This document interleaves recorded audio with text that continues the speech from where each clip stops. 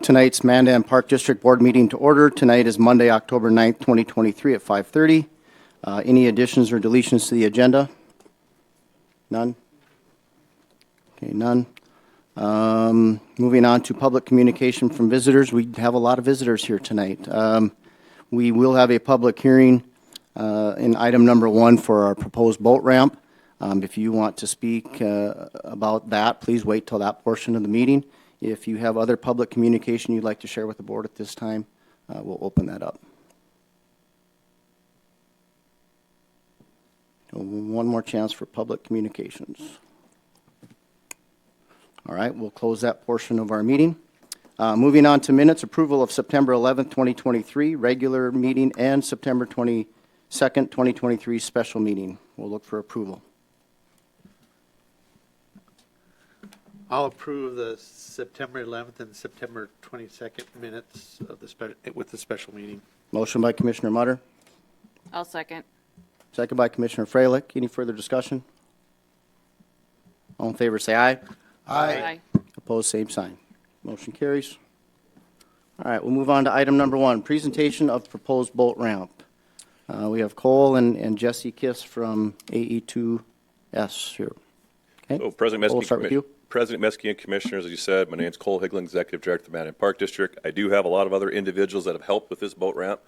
Jesse Kiss with AE2S. We have Jim Neubauer, City Administrator with the City of Mandan. Tim Nielsen, there he is, Morton County Parks is here. And then we also have some other representatives from Morton County Commissioners. But overall, this project has taken about a year to get to where we're at, a little over a year actually. We finished the study in December of 2022. We did send the email out to 157 residents. As you can see, we had a good turnout here tonight. As part of the letters that we sent out, I received 2 emails prior to today's meeting, and then late this afternoon I did receive 2 additional.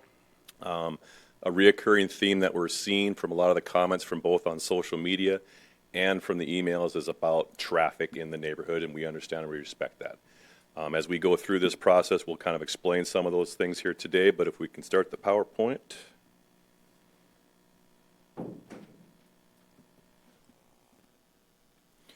So again, as I mentioned, we're going to talk about some highlights, but 2 of the reoccurring things that come through really has been security lighting and a sign that says, you know, not a through street or a dead end, and we definitely respect that. Hopefully with the boat ramp addition that we're proposing here tonight, we'll hopefully address some of those questions that many of you will have.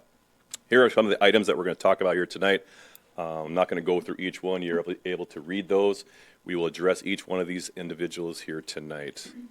The next slide just really talks about the area that the Mandan Park District owns. As you kind of can see on the video or the TV screens, what we refer to as car bodies, that is the drainage ditch from I-94 that leads into the Missouri River. The Park District owns everything to the north, as you see that gravel road, and everything to the south is actually owned by North Dakota State Parks and Rec, has a maintenance agreement with Morton County Parks.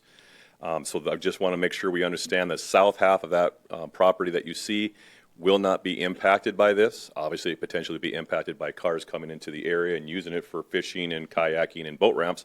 But everything to the north is owned by the Mandan Park District, along with to the west, where those that live down there are familiar with the archery range. We've been trying to secure a boat ramp since 2001. I came on in the Park District in 2001 as the director. Jim Neubauer, City Administrator, and I have had numerous meetings with state parks, obviously local legislators, trying to see what we can do to accomplish this. What's been holding us back has been the Lady Bird Johnson. There's a strong covenants associated with that area to protect the integrity and basically keep the facility or the area like it is today very primitive. Since then, we've had some opportunities with leadership at North Dakota Department of Transportation who's willing to lessen the restrictions associated with the Lady Bird Johnson Act, and that is what's gotten us here today, is that we've now had the opportunity to move forward with a boat ramp, but we are very conscientious of trying to keep it primitive and not make it into a full-fledged park where you see asphalt parking lots, playground equipment, and those type of things at this time. So location, just to kind of give you a quick overview before we get to what it will look like, is there's 47 trailer parking stalls for a full-size truck and trailer, 7 parking stalls for vehicles or pickups or whatever may go down for shore fishing or kayaking. We are going to what's used to refer to as permeable pavers. We will show you a picture of what that will look like. We're not going to have concrete. We're not going to have an asphalt parking lot. It will be this permeable grid. for the purpose of saving for removal of needs for stormwater. And then obviously snow removal and integrity of the conservation area was a key point, but going back to snow removal, it will be a natural melting. We're not able to go in there. We can probably keep the blade a couple inches off the ground to get the big snow pushed out of the way, to open up the boat ramps earlier in the spring, as we always have those issues, it seems like. And down there's a lot of trees. Shade will be an issue as far as getting melting, but we do not plan on snow removal in this area, which I think will help with some of the lighting and security issues that I know many that live down there. I've been going down there recently too. Seems like after hours or when dark happens, there are a lot of extracurricular activities taking place down there. I think the boat ramp will eliminate a lot of those issues that are taking place, along with some of the improvements that we're projecting. There are some alternatives that are not in the original bid, and that includes the lighting security at this time, but we know those are probably high priorities. A fish cleaning station, vault toilet, a kayak launch, picnic shelter and benches, a pedestrian bridge to connect the two properties between it. In the parking lot that we see here today is kind of showing you coming off on the left-hand side, really just coming off of the road to the west, or the northwest, I guess would be with the archery range. We're trying to tie those two areas in so the approaches line up with each other like they do today. You can see how the flow will head to the east. You can see how the boat ramp is angled. Jesse Kiss from A2S will kind of give you an overview exactly how the water flows. There has been comments about how the water is very strong there, or there may be some silting and things. They have driven the river. They got some hydraulics that they'll be able to show you exactly what takes place in this area. But overall, it's very simple, very similar to the sizes across the river in Bismarck with their boat ramps. We understand the need for the signs, as I mentioned earlier, so we don't have traffic missing that curve. Hopefully we can have lighted entrance to those areas, along with the signs that has been requested numerous times. At this time, I'm going to bring Jesse Kiss up from A2S to kind of talk about some of his additional maps and kind of the calmer backwater that you see here. You guys hit the down arrows. Thanks, Cole. Good evening, Commissioners. I'll struggle through this a little bit. I think I know what order Cole has these in, but I'll do my best. So we're trying to show here, this was a picture taken with a drone, I think it was last December, actually, so relatively low water conditions. So if you see the red dashed line, that's what we would call an eddy line. So essentially the river, there's I'm going to call it a natural hard point. It's actually due to riprapping that the Corps of Engineers did in, I think, the 70s. So it's a natural hard point that really kicks the velocity of the river out and away from the shoreline. And when it does that, it creates what we'd call a river eddy. And so that's where you see some of the swirling, a backflow of water. And that's the area, I guess my cursor doesn't show up there. That's the area labeled calmer backwater. So you do have varying flow vectors where the flow is maybe pushing towards the shore or even upstream. But ultimately, that area has less current, much slower current than the area to the left of the red dashed line. Yeah. So we are aware that there are concerns with river currents in this area. We shared those same concerns initially. We've vetted this in multiple different ways. We vetted it with desktop modeling. We do have a hydraulic model of the river in this area. That was our initial review to understand how the hydraulics look in different flow events, both from like low fall type river flows all the way to flood events. This summer, then, to further vet what we found in that desktop analysis, we did go out in boats, and we've done various different what I'll call docking maneuvers, starting upstream and drifting down through that eddy line, or you could almost call it like a breakwater, and into that calmer region. When we started upstream and drifted down, that's where we did feel more of that, the swirling of the eddy. It actually tended to turn our boat, as shown on the boat coming from upstream to down. It tended to turn our boat and face the conceptual boat ramp. So we were surprised by how little the boat actually got spun around. It was relatively uneventful. and maybe even benefited the orientation of the boat.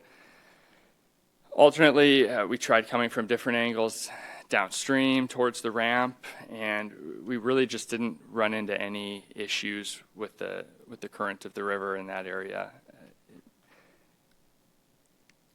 When you stand on the shore and look at it, you can see those swirls, so we weren't sure what type of effect they would have on the boat. We were comfortable with what we experienced and actually felt that the site is very conducive to a ramp. We don't have to spend much time on this. This was just a bathymetric survey that the Game and Fish happened to do last summer, June of 2022. This shows that right at the ramp site, river depths are around 4 to 8 feet deep. And then if you can see the darker blue region kind of out from the ramp site in the middle of the page, there are deep waters approaching 20 to 22 feet. That area won't ultimately be, we won't be extending the boat ramp out that far. So again, comfortable with the river depths. Historically, we reviewed aerial imagery all the way back to the 30s, 50s, to the present day, and this site really has never dealt with sedimentation issues. That river eddy and the currents involved with it do likely help scour some sediment or prevent sediment from settling there and continually scour it. And then that drainage ditch coming from the interstate that Cole mentioned, it's likely that too helps flush sediment. So rivers are challenging. The Missouri River is especially challenging for boating, docking boats, and then dealing with sandbars. So all in all, we feel comfortable with the site, and we'll certainly, as we go forward with design, we'll make considerations for current sediment and do what we can to minimize those effects. So Cole, I think that's, is that? One more slide. You want to show your hydraulics? Do I have that? Next one. There we go. So I mentioned that we did a desktop analysis, and I don't know if it's going to let me. There we go. So to give you an idea of what that type of model looks like, you can see sort of on the left side where there's the little blue arm going to the left. That's the interstate drainage ditch, and then you can sort of see it's challenging, admittedly, at this scale, but you can see the swirling activity on the left side of the riverbank. So again, really just to show that we have vetted this and are comfortable with the location. Cole, I'll hand it over to you.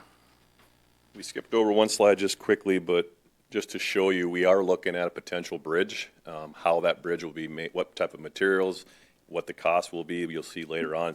At this time, it's just not feasible, but we are looking at ways how we could tie in the two properties so that we could, take advantage of the park on the south end. So we are looking at definitely a master plan of how we would phase this in. And then jumping ahead really goes back to what I mentioned earlier was the grids for the parking lot. As you kind of can see, it's must be 2 foot by 2 foot, 24 inch by 24 inch hard grids that allow vehicles to drive on them. You can see the delineators that we can designate for parking. The next slide really shows you how the drainage would work, where you got your existing ground, obviously pea gravel being brought in and then being packed, and it interlocks its system into itself. And you can see how the rain then would be used to hopefully go through the system and then utilize that. And I mentioned earlier there are savings associated with not having to put in any type of stormwater, curb gutter type things associated with the facility. It's hard to see on here, I apologize, but it's 1.6 million is what we're looking at for a total cost of this entire project. There is $300,000 in contingency in this, so if for some reason we don't utilize those contingency dollars, we could reallocate those towards some of the alternates that I've mentioned earlier, which we, again, security lighting, signage, even if it's the bridge, obviously a kayak launch, fish cleaning station. There are some grants that we've reached out to with Bismarck Reel and Rec as other opportunities for this. So the cost right away is about 1.6. Here are some of the breakout of the costs associated with some of the items that we've mentioned earlier, about $628,000 worth of additional items associated with that. So they're not prioritized in any order. But we realize what we've been hearing from the public so far, as I mentioned, lighting and signage are the top two that we've been coming forward. And then just kind of how we're paying for it. The proposed project I mentioned, 1.6, we did apply for a sovereign land grant for $800,000. We were verbally awarded that. We thought we'd hear notification from that last Friday, but sounds like it'd be this week. So it is a dollar for dollar match, so that's how the $800,000 grant would be matched between the city, Morton County, and the Mandan Park District, each contributing $267,000 each. And then we go into operations. You know, some of the comments that we got in social media were, is this going to raise my taxes? Right now today, Dustin Fleck, our park operations, sends staff down there to take care of that area as it is today. Obviously, we'll have a parking lot and some additional items that are going to increase the maintenance responsibilities, but the duties that they're going down there, emptying the garbages, checking the facility for safety reasons, making sure that the place is being maintained to the level that we expect, should not add any additional expense to the taxpayer, may add a little bit of labor hours onto our end that we feel we can absorb. Obviously, the installation and removal of a dock, Tim Nielsen from the county is very familiar with that. We have a front-end loader that would be able to put in and put out. We have assistance from the city of Mandan if we ever needed to come in with something heavier.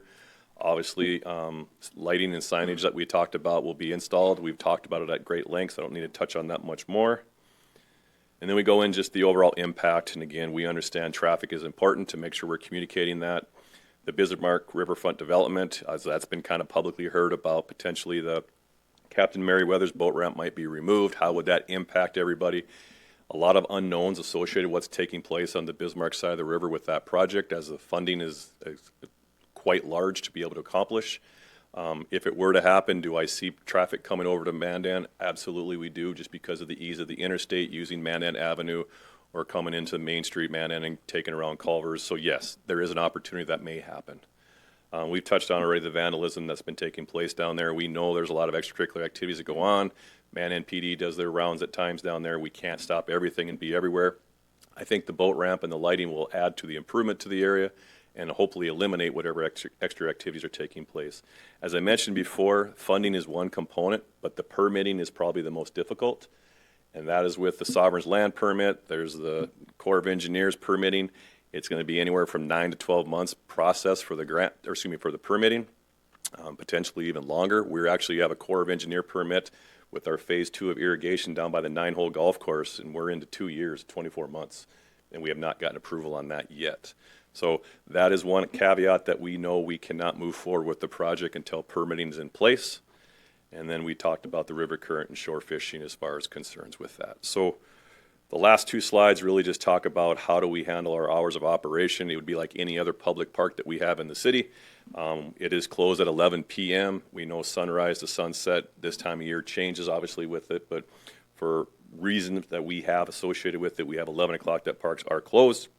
That way then if the police do have to come in there for anybody after hours that shouldn't be in there, we have a sign, they have reasonable right to come in there and address whatever issues they may be. A lot of the things that are at our parks would be the similar rules. Obviously, we'd have to add them. We work with North Dakota Insurance Reserve Fund, making sure a lot of our signage meets the criteria for any potential liability or issues related to that. So those will be vented by them.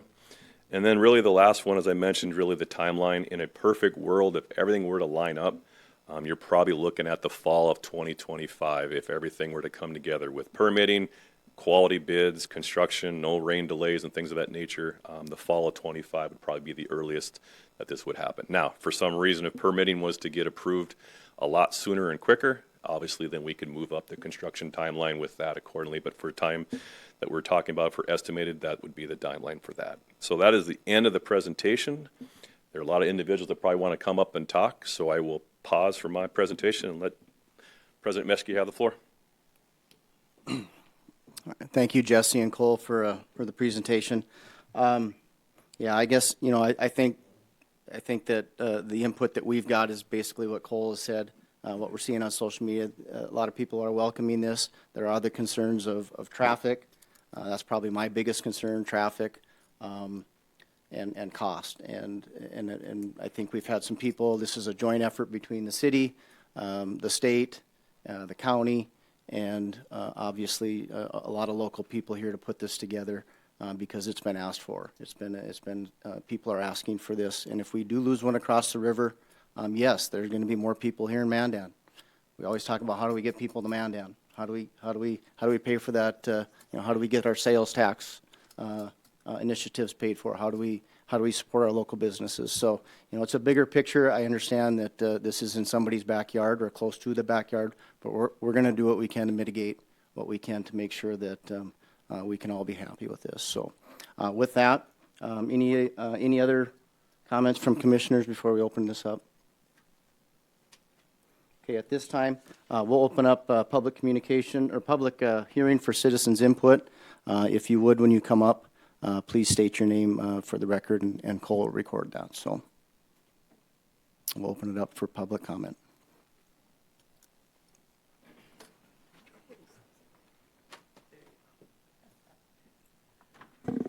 Hi, I'm Paige Peterson, and I actually don't live down in the area north of there. I live in the Eastwood Acres area.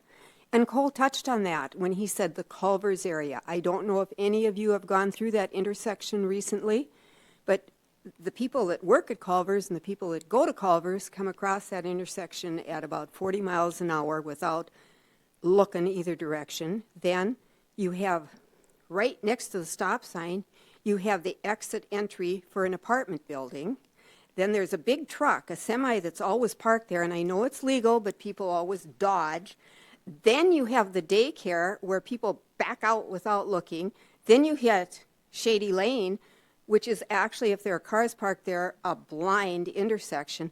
Then you go a little further and they're building that new kids building, which the size of it looks to me like there's going to be a lot of traffic from that.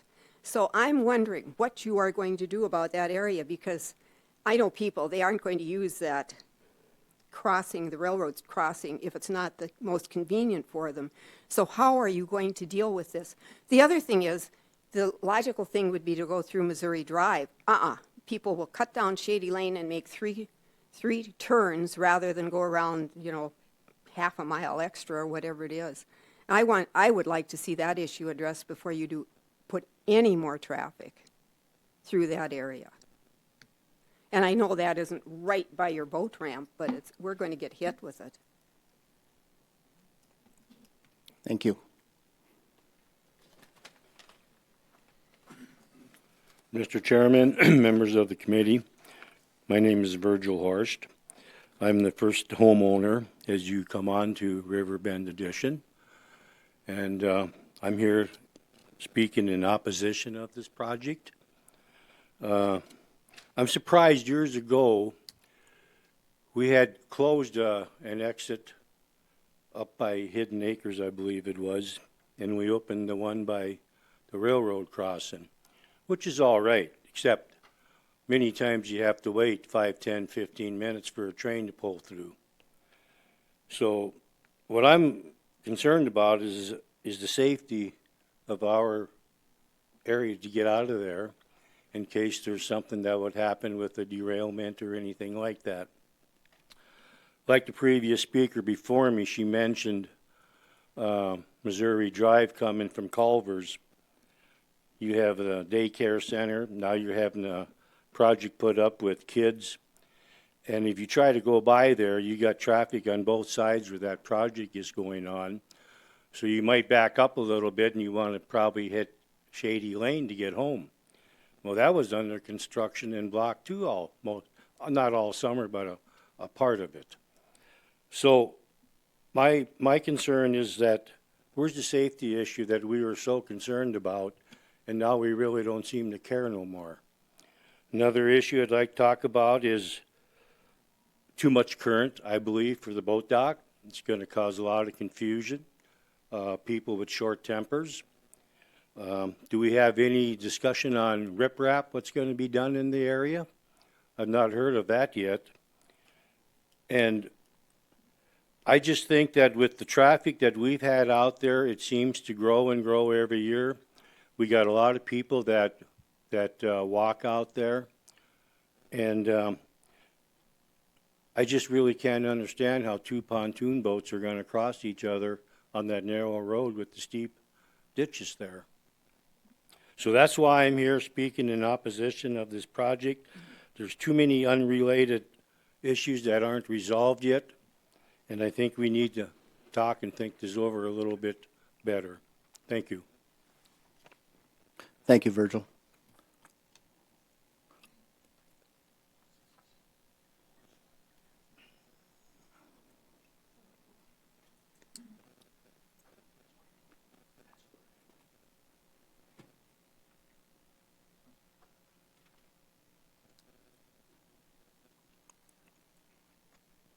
Hi, Mr. President and Commissioners. Gary McSwain. I'm a new resident to the neighborhood and just here tonight to voice some concerns. I understand the need for the boat ramp and I understand the location. It's just not in my backyard. That's my thought process behind it. The traffic down there, what I've seen in the neighborhood already with the archery range is the activity after hours. And, you know, if this project goes ahead, I guess what I would like to see is everything shut down at dark. You know, and especially in the off season. In the wintertime, there's no reason for people to be in these facilities. The archery targets are all down. There's no reason for people to be in there. The only thing happening is bad activities. That's just a couple concerns I have from living in the neighborhood, and appreciate your time tonight. Thank you. Thank you, Gary.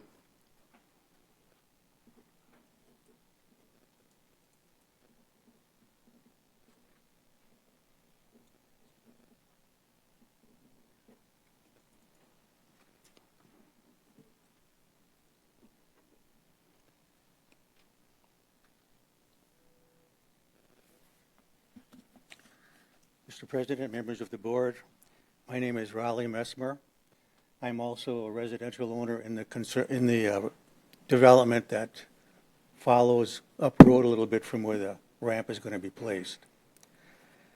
We have some concerns that deal with traffic. We're not so sure how people are going to, there's going to be a nice parking lot there. I wonder if it's going to be enough to house the number of people that want to use that ramp. But we have people wandering up into our neighborhood all the time, just out of curiosity, basically. And with new people moving into the area because they want to launch a boat, I'm wondering how much traffic from that is going to be driven up into our area. And many people have approached me down there and indicated that the street is all the kids have to play on. So we have kids in the street. And if that's the case, there has to be something done about taking care of the traffic problem there. And possibly a playground for the kids. Who knows? My main concern about the spot that they're going to launch the boats, however, I spent an hour and a half sitting by the water next to that ramp about a week ago. And all I could see were whirlpools, current running opposite the current that's there because of a backflow or an undertow. When boats go by, there's a tremendous amount of water that's running up onto the bank. And I'm not sure how the ramp is going to qualify that or how the ramp is going to hold it. But even the boaters need to have an education about how close they travel to shore. And currently the riverbed is changing. And so we'll have a narrower channel yet. Of course, it changes all the time, but they come too close to shore. And as a result, we have a neighbor that had his pontoon hooked to his dock. On Sundays, the traffic is horrendous. It was so bad, however, that the pontoon rocked enough to drop a tube up on the dock, on his dock. Half the pontoon was on the dock and half of it was in the water. So that's something another agency might have to take care of, but there really needs to be some rules set up about speed on the water, about traveling port and starboard. In front of our place, you'll see 4 pontoons coming down and 4 coming up. And this is how they merge. It isn't port or starboard. It's let's just get between whoever boats we can and go up and down, back and forth. And that's not going to help that ramp or that place where we're going to launch boats. I also think that the water there is an issue. As I said, whirlpools, undertows. The water really rolls up into that spot when boats come by. And I've already had a lot of people who've launched boats there, including myself, and it isn't the ideal location right now to launch a boat there. But however, the water, you can see the shore run into the river about 4 feet, and then I think it drops straight off. When you try to bring a boat in, it's easier to launch. When you try to bring a boat in, you drop your trailer in the water. The trailer is probably 3 feet below the water. And so when you drive your boat up the trailer, the current washes the back end off the trailer because it isn't tied to the trailer yet. There's all kinds of issues there when it comes to that. I've taken a look at the maps. I'm not sure how far that ramp goes into the water. I know that the water is deep there and it doesn't have a lot of shore right up front to deal with. There's a lot of questions that we have about that whole situation there. We don't want to see it. We'd rather not see it there. And whatever it takes to try and make that point, I'm sure people are going to be interested in letting them know how they feel about it. The traffic will be one thing. Parking may be another. I don't see how 24 parking spots are going to take care of the traffic that's going to pull in there. Once the word is out that there's a ramp there and a few places to park, I think the entire city of Mandan is going to be down there just to fish. And then we're going to have some traffic issues dealing with that as well. So I'm here to let you know that talked to a lot of people in the neighborhood. I haven't talked to anyone that's in favor of it. They want us to stay our quiet little community without having a lot of chaos when it comes to trying getting in and out of it. And I'm assuming that there's going to be some issues with that. It's one road in and one road out. The road is narrow. I actually did some measuring to find out if 2 pontoons can pass at the same time. I don't think it's going to happen. When you measure wheel to wheel on the trailers, they get pretty wide, and the road there isn't wide enough for 2 to accommodate side by side. So there probably have to be some issues there as well. Raleigh, can you tell me which road you're talking about? Pardon me? Can you tell me the road you're talking about? We're talking the paved road that comes into our residential area there. Okay. And that paved road will end up Newly using blacktop that road, for yeah. that ramp. I was down there tonight. I just want to make sure we're talking about the Yes, same road here. yes. So. Okay.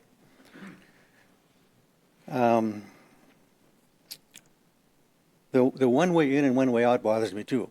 So you have people coming in with their pontoons and their boats and so on. They're launching. Now they have to go out the same way. There's no other way to get out of that spot. So you need to accommodate traffic when you start going both ways on the same road, which is a fairly narrow road.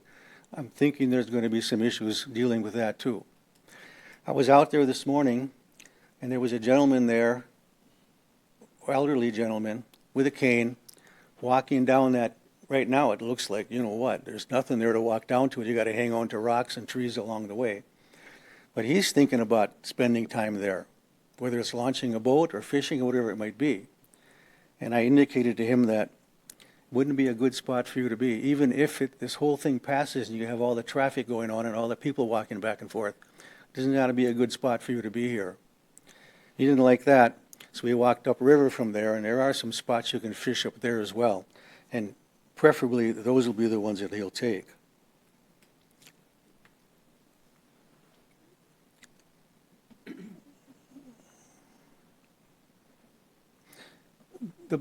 I'm not concerned. I'm not up on the ramp and how much water how far that's going to go in the water, and what the grade's going to be on the ramp. And if it's anything like it is now, the water drops off quite quickly. It's fairly deep there, and people are going to have trouble with their boats. The back end's going to wash off of the trailer because the trailer's too deep into the water to accommodate the rear end of the boat. That's happened already many times, and people decide to launch a fishing boat down there or something a little bigger. They have trouble getting their boat back on the trailer because the trailer is too far down in the water to get the boat to hook onto the trailer. Now, other than that, we have a nice, peaceful, quiet residential area right now. We think there's going to be traveling up into our area. There already is without a boat ramp. People are curious about that part of the world, about that part of the city, and they're constantly driving up into our area, which you need to have accommodations for more traffic. As I said, there's issues with kids. They play in the street. They're allowed to play in the street because we don't have a lot of traffic down there. And people that live down there watch for that kind of thing. I don't agree with them playing in the street, but there's no place else for them to play. And that particular residential area is getting to be more and more younger families and young kids. People are selling and new people are moving in. So there's all kinds of issues to look at from a different angle. But I really think we should question ourselves about putting a boat ramp into that area. I understand it was already refused once before by the Corps and by the City Commission. That they attempted to put a boat ramp in there and it was denied. That's something to think about too. There are some reasons for that as well. I don't know what they are. I wished I did. But the same kind of reasons are going to pop out right now. So with that in mind, I just want you to let you know that I talked to a lot of people. They're not popular about this spot, about the ramp in that spot. They have a feeling it's going to really make things confusion in our area, as well as getting in and out of our area. I don't think the parking spots you have will be enough. Once fishermen find out about that spot, there'll be a ramp there, there'll be a parking spot there. There won't be enough parking spot. People will tend to want to fish there on that side of the river, and there won't be enough room for them. I'd like to know how many trees are going to come down. Do you have any idea? They've already started So cutting. Jesse, are you taking notes? Because you can answer some of his questions. Okay, Jesse can answer that. Okay. Where's Jesse? Oh, hi, Jesse. Do you know how many trees are coming down at all in that area? We'll just have him address maybe at the end. Like, I got a few questions Oh, okay. that wrote down as far as the slope and how Okay. far it'll go into the water. Okay. We'll just have him address those at the end Okay. if we can. Do you know anything about the trees that were already cut down? The stumps are there yet? I can answer that question. So that was just kind of cooperation between Morton County and Mandan Parks, just to kind of get rid of some of the brush and the undergrowth and stuff like that, and leave the bigger, full-grown trees just to clean up the area. Okay. And then it was part of it was part of a University of Mary Day of Caring project also. That's why we had that big group out there. Will there be something done about the stumps yet? We're hoping to include some of this in with this project. You know, if we can get construction equipment in there, if the boat ramp goes through, and take care of some of those stumps. Absolutely. Well, I thank you for your time.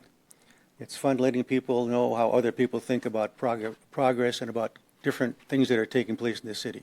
So I appreciate that. Thank you so much for the time. Thank you, Raleigh.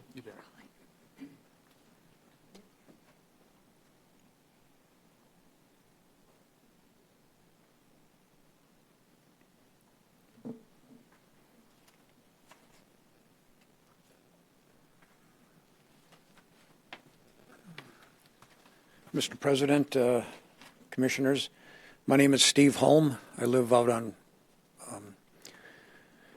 River Drive, about 5 houses north of the proposed boat ramp.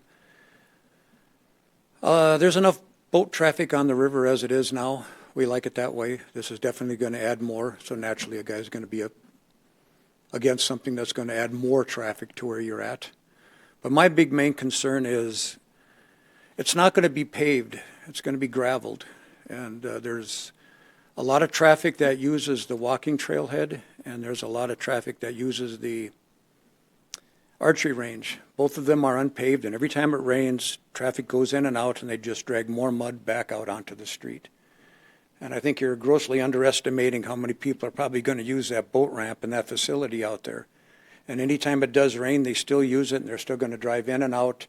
It's just going to add more dirt out onto the road and more traffic out there. And the road that goes in and out of that development was basically designed as an access road to get back in there to the houses.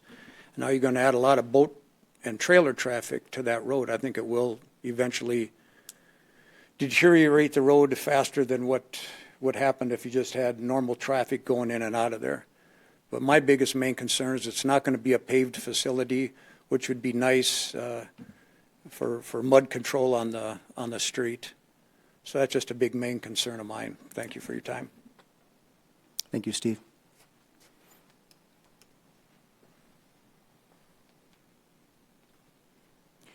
My name is Madonna Gunther. I live north of Mandan, and I'm not a fisherman nor a boater, but I do walk at the trailhead. And I just want you to be aware of all the traffic, especially on the weekends. There are times you can't find parking. So if you're considering using that area for excess parking for the boat ramp, I think you might need to reconsider. There's also schools that use the walking area for training for sports, and just keep that in mind. Thank you. Was it Levon? Is that what? Madonna. Madonna, sorry. You're talking the parking lot by the trailhead on that side. Okay, thank you.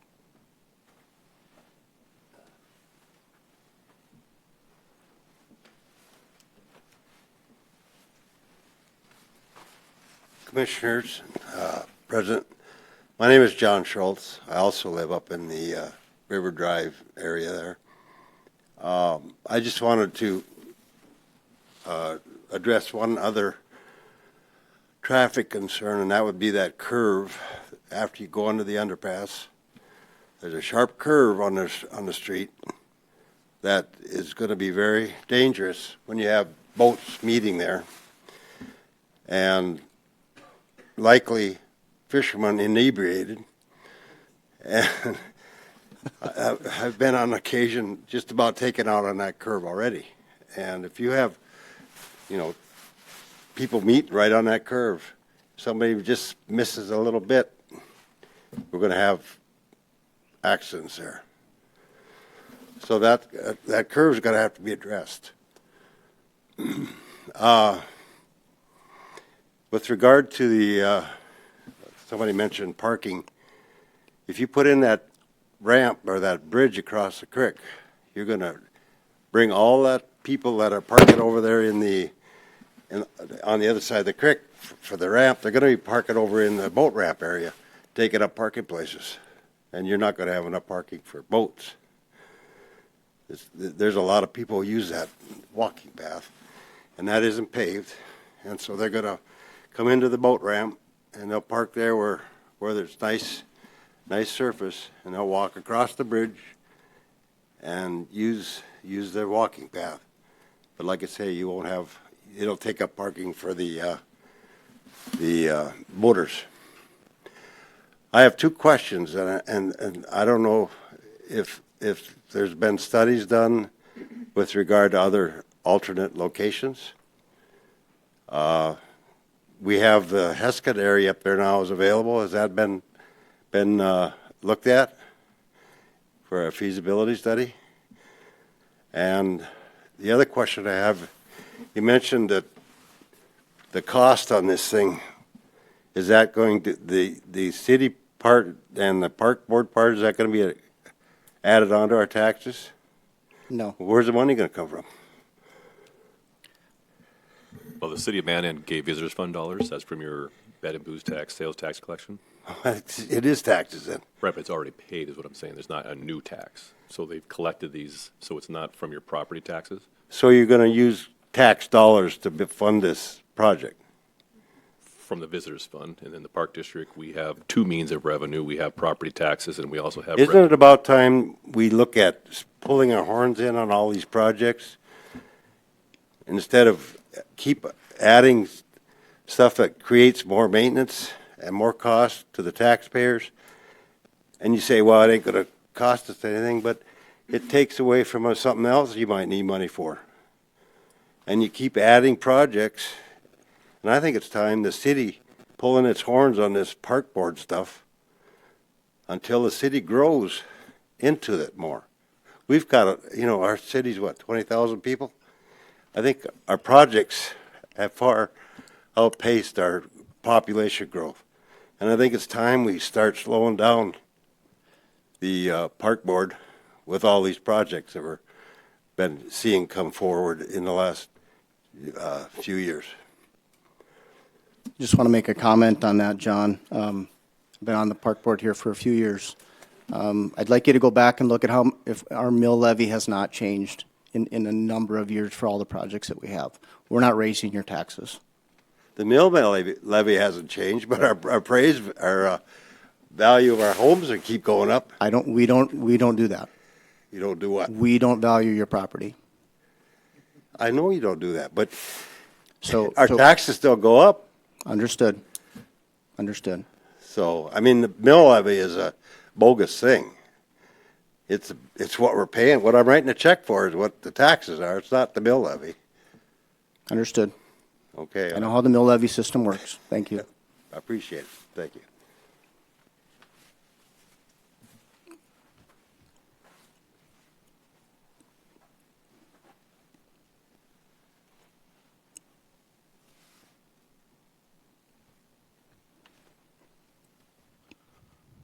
President, Commissioners, my concern with this is. Could you state your name, please? Franklin Novotny. Thank you. With the boat ramp potentially closing in Bismarck, and I don't know if anyone's been in that area after dark with all the younger kids, reckless driving, music, activities, all that's going to potentially flow across the river to that neighborhood. Is there anything that the city's going to do as far as police to keep that in check to start to enforce it and say, hey, it's not going to be allowed there to set that standard? Or are we going to run into that same problem with all the trash and garbage that gets left there on almost daily basis? Because that's my concern. Thank you. Thank you, Franklin.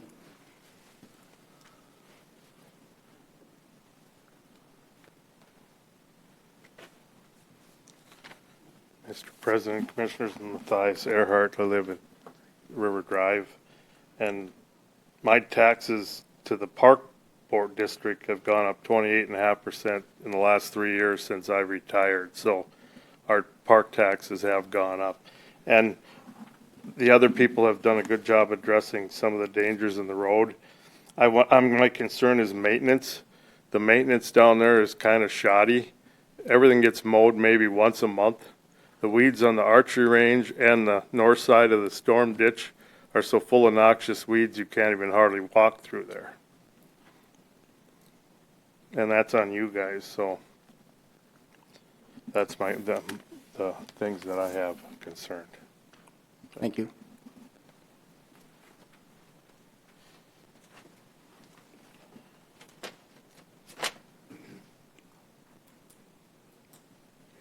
Any other public comment? Mary Kate Tokash, and I apologize for my voice not carrying very well. I don't live down there, but I do utilize that area to walk year-round pretty much.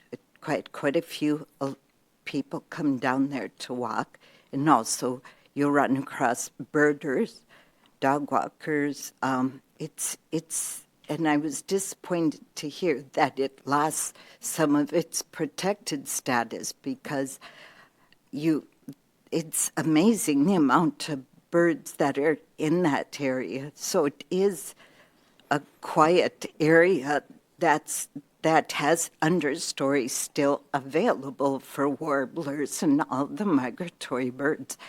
That's accessible in this community. You can, there's parks, but when you mow down and take out all that understory, you lose that area for the wildlife that people come down there to observe. And I have a concern about the increased boat traffic eroding away some of that walking path as some of those cottonwood trees have dropped into the water. And we're losing that area and how much of that is going to be maintained for those of us who don't use the water access for boating. I kayak myself a lot on the water. If to maintain that sanctuary type space, if there's a needed boat ramp, maybe I've seen on our websites that we have for us kayakers, there's a lot of conflict with motorized sports. If need be, maybe we make it a non-motorized area to kind of pull that congestion away from some of the other boat ramps. That's just my thoughts on the utilization of that site. It gets used a lot by non-boaters. It just does. It's been used as a classroom. The public library's been down there to do some of their activities. It's not just a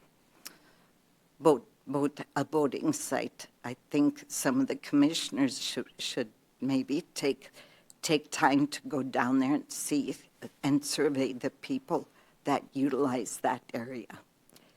Thank you. Thank you.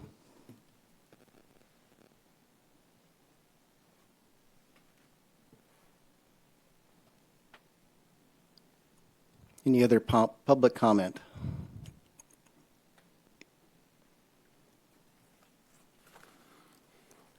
Commissioners, President Meshke, my name's Jeff Herman. I am not a Morton County resident. I live over in Bismarck, but I would like to say, even though there sounds like there's some things that need to be done here with traffic and other items that have already been touched on, I think this is a great project. I really do.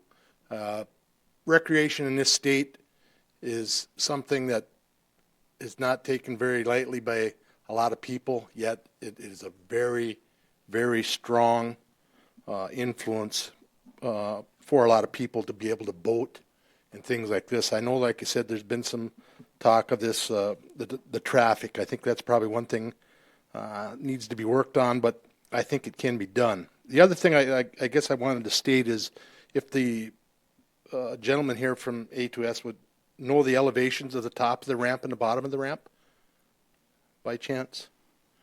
Can he address those at the end, Jeff? Would You that bet, be okay? you bet. Thank you. And that's about all I have, so thank you.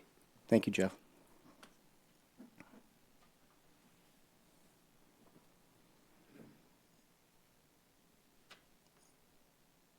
Any other public comment?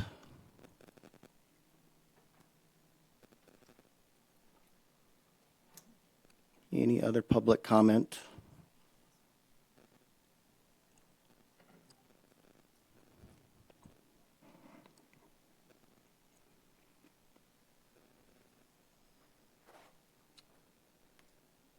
President and Board, I'm Don McGuire calling.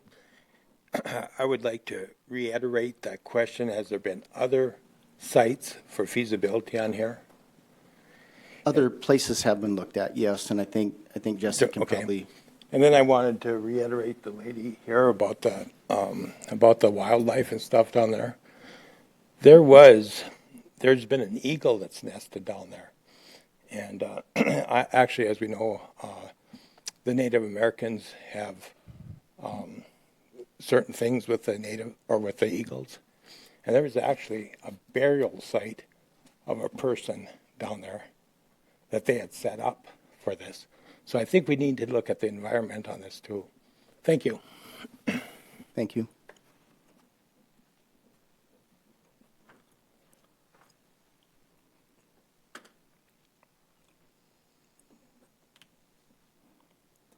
Any other public comment?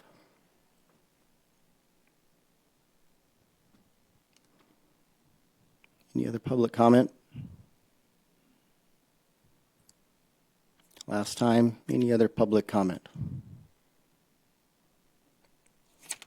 Hearing none, I will close that portion of the meeting, public hearing for the proposed boat ramp. Jesse, if you can come up and answer a few of those questions, please.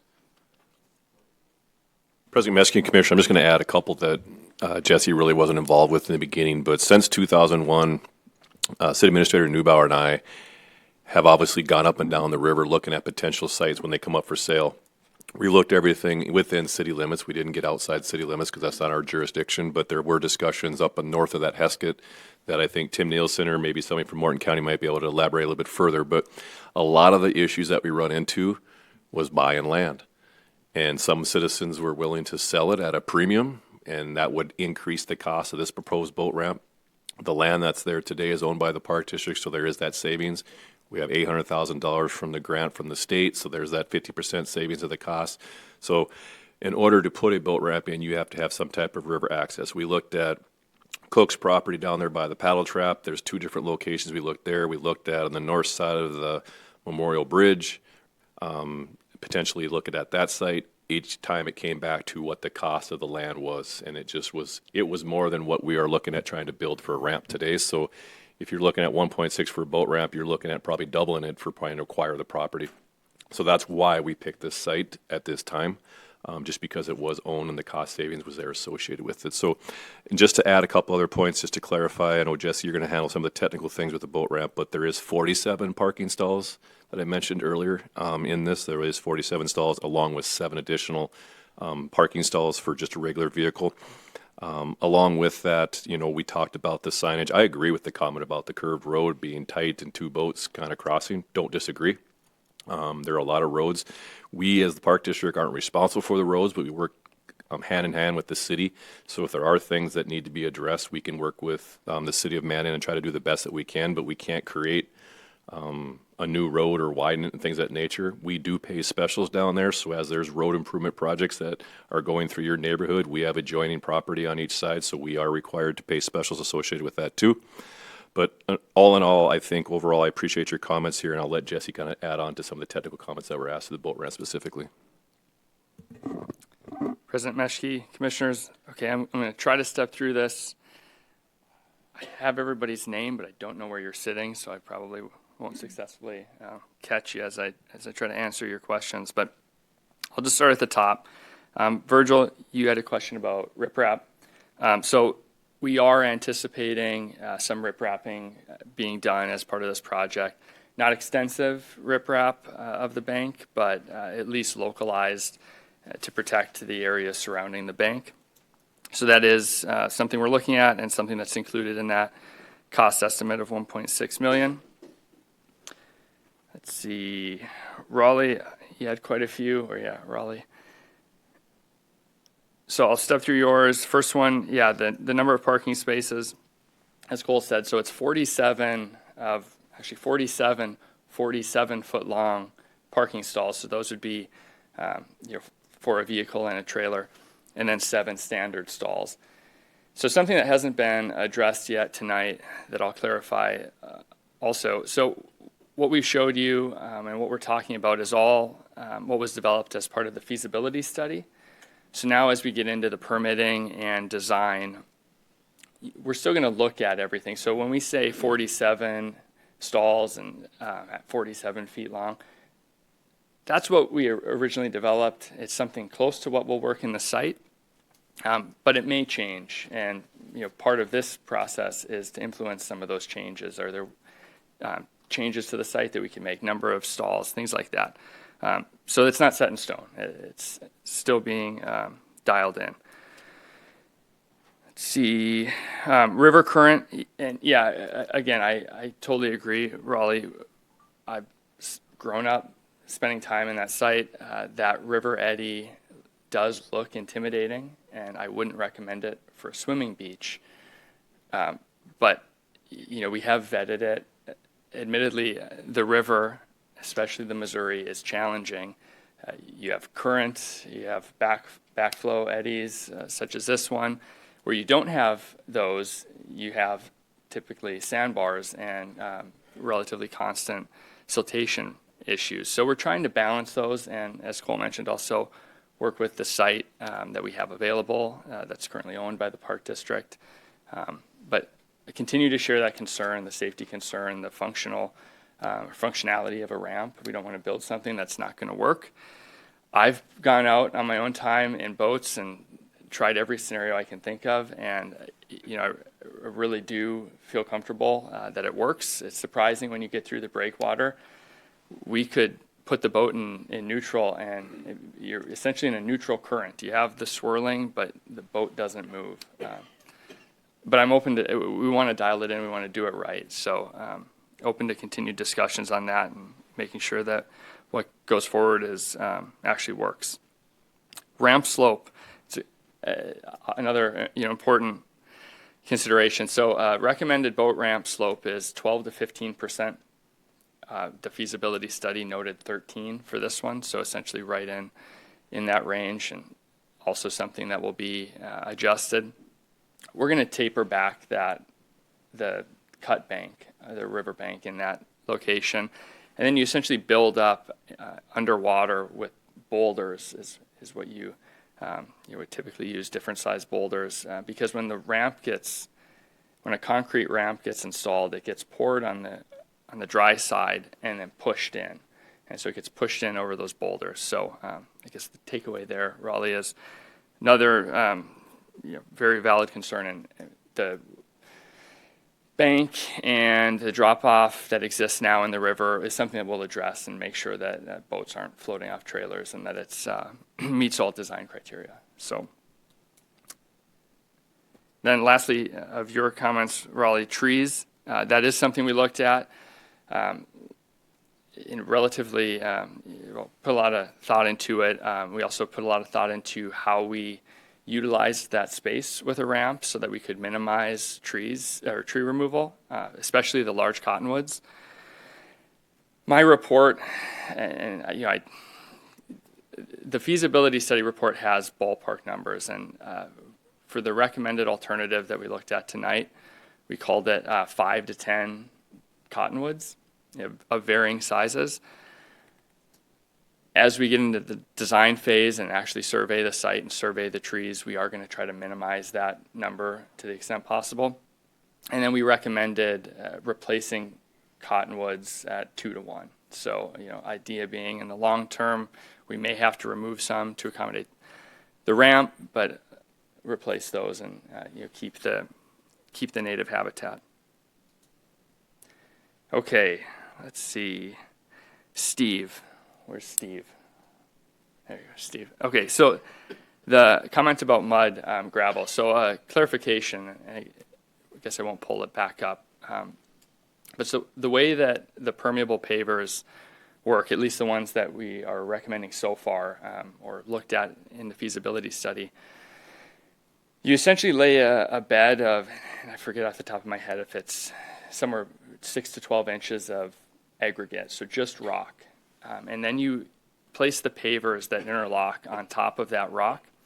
And then you backfill, essentially sweep rock over those, and the stone fills the spaces in those pavers, and then water can infiltrate into the stone base and then into the sands below it. Point being, so it's not gravel. There won't be any mud, at least constructed on the site. Over time, I suppose mud might get tracked onto the site, but there should be no dirt. It's really just stone, stone that's locked in place with those pavers. We did have an alternative in the feasibility study for gravel, and that was the reason that we avoided it, both to avoid that gravel washing down the boat ramp and into the river and the ramp site, and then to avoid tracking under the roads and just a muddy situation altogether. So the pavers were sort of intended to be an in-between. There's about $1 million in savings over asphalt, and the maintenance is a bit simpler. It's just rock and stone, 2x2 pieces that people can really modify by hand if they had to. So hope that clarifies it a little bit. Let's see if I had others.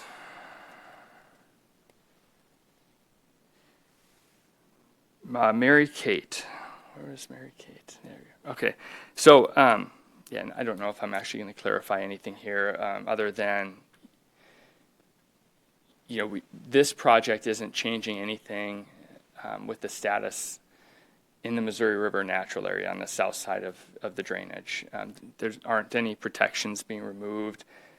And Cole, am I correct to say there aren't really any protections being removed from the north side, just an exception to allow the boat ramp with the minimal impacts and some of the considerations like replacing trees and keeping it more natural. So it probably doesn't solve much, but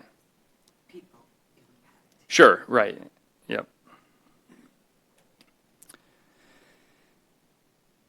So Jeff had a question about elevations. Okay, Jeff is by Tim. Did you want actual elevations, or just, like, are you questioning how far it is from top of bank? The ramp will be the start of it, and then how far you're going down into the. So it's from a normal water elevation, it's about an 18-foot drop from the level. It's a relatively flat site, so from the top of site down to the water.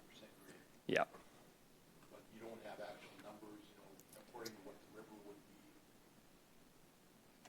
elevation-wise compared to that. I know, like, when you go on a lot of core sites up on the, let's say, Lakes Cockria, for instance, they do have tops and bottom elevations of the ramps. Yeah, I definitely have the elevations. I just don't have them off the top of my head. I know it's an 18-foot drop, and I'll give you my card, and I'll get you those elevations. Jesse, is that on our feasibility study? It's on our website? Yeah, there is. Yeah, so on our website, mandanparks.com, and then there's a boat ramp. There is a feasibility study that has all it. It's quite lengthy, so I'm not sure which page it's to be referred to, but 1642, Jeff, is the elevation at the top of ramp, but I don't have much more context.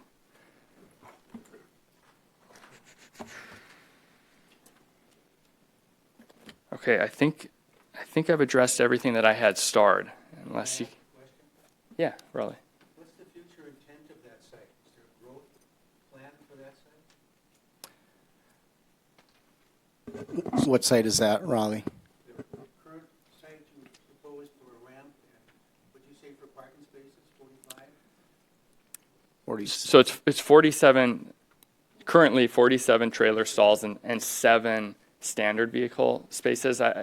The 47 trailer stalls, I feel fairly comfortable it's going to be darn close to that, just because of the distance between the river and the road.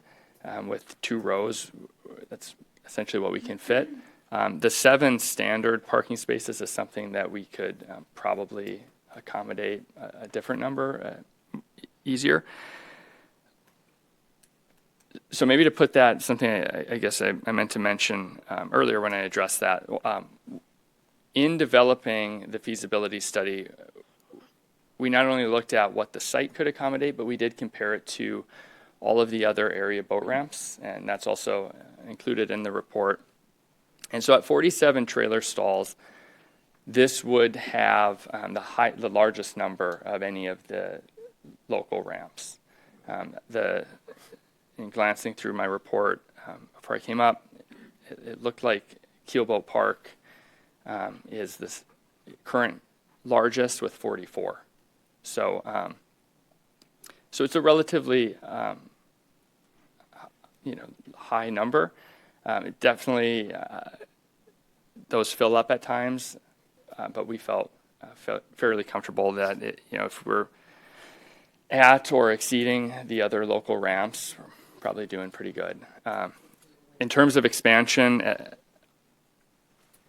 Cole, is it fair to say that there aren't any plans to expand? I think what we're trying to do is preserve as much of that land. We obviously, the Park District owns all of that shore frontage to the north, so we do have to have I'm not sure exactly how many feet it is, but there is a quite a bit buffer between the first home and the boat ramp, so we don't want to encroach any further than we are today. Obviously, I can't tell you what the future holds if somebody else 15, 20 years from now chooses to, widen it. We'll obviously get some DOT approvals and things, but I think as of right now, this is the plan for right now.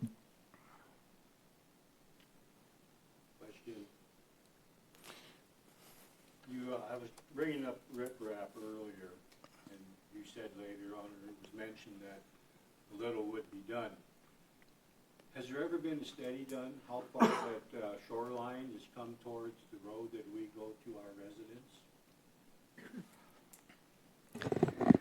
So I'll repeat the question. Yeah, if you would, just so public can hear. So the question, building on, Virgil, tell me if I don't reiterate this correctly. Building on the riprap discussion from earlier, has there ever been a study or review done to understand bank migration or bank movement towards the road?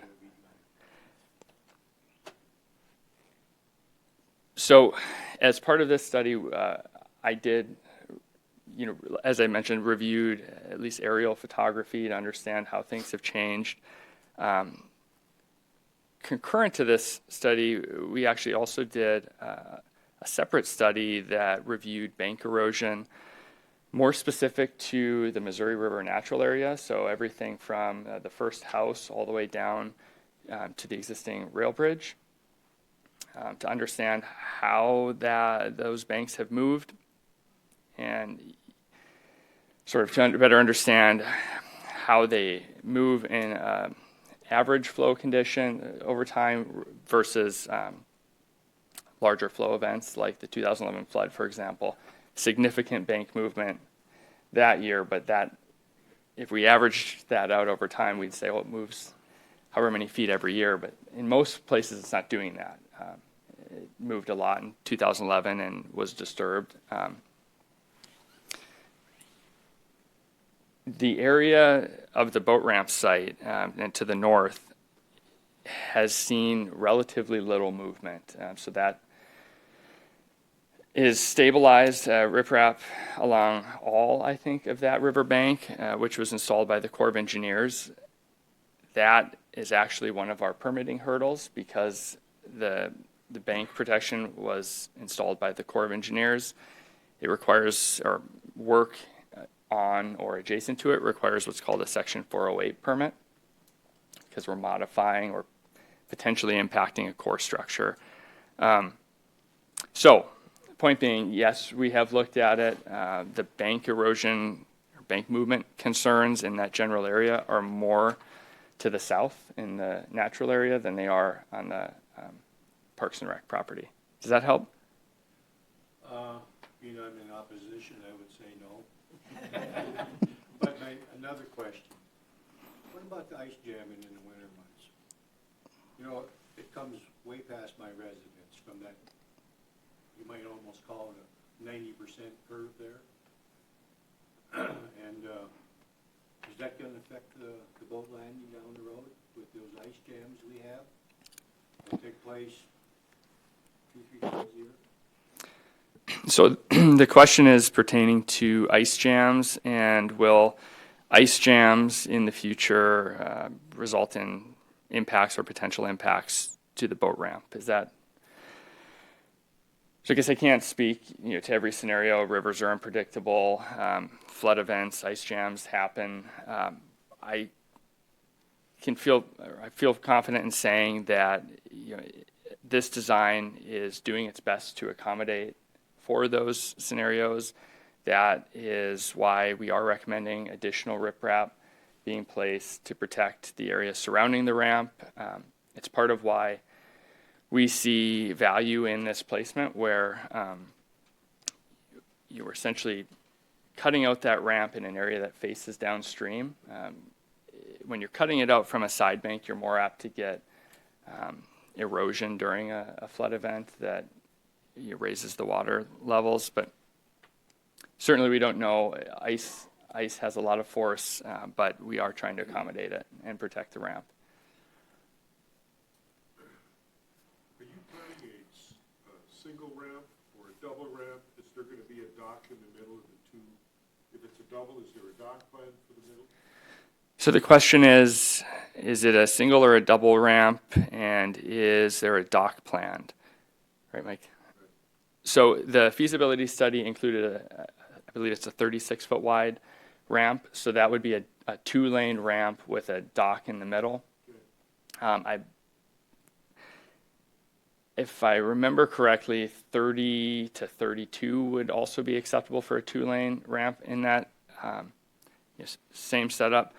The idea with widening this a bit more to accommodate backing down the slope better, and also to hopefully accommodate a kayak launch on one side of the ramp. It still needs to be vetted, but again, the 36 may change, but that's what we were looking at.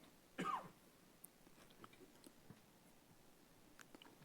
there additional parking then other than the spot for the vehicle and the pontoon for people who are launching a kayak? Where are they supposed to park? So the question is, are there additional spots to accommodate kayakers and other traffic?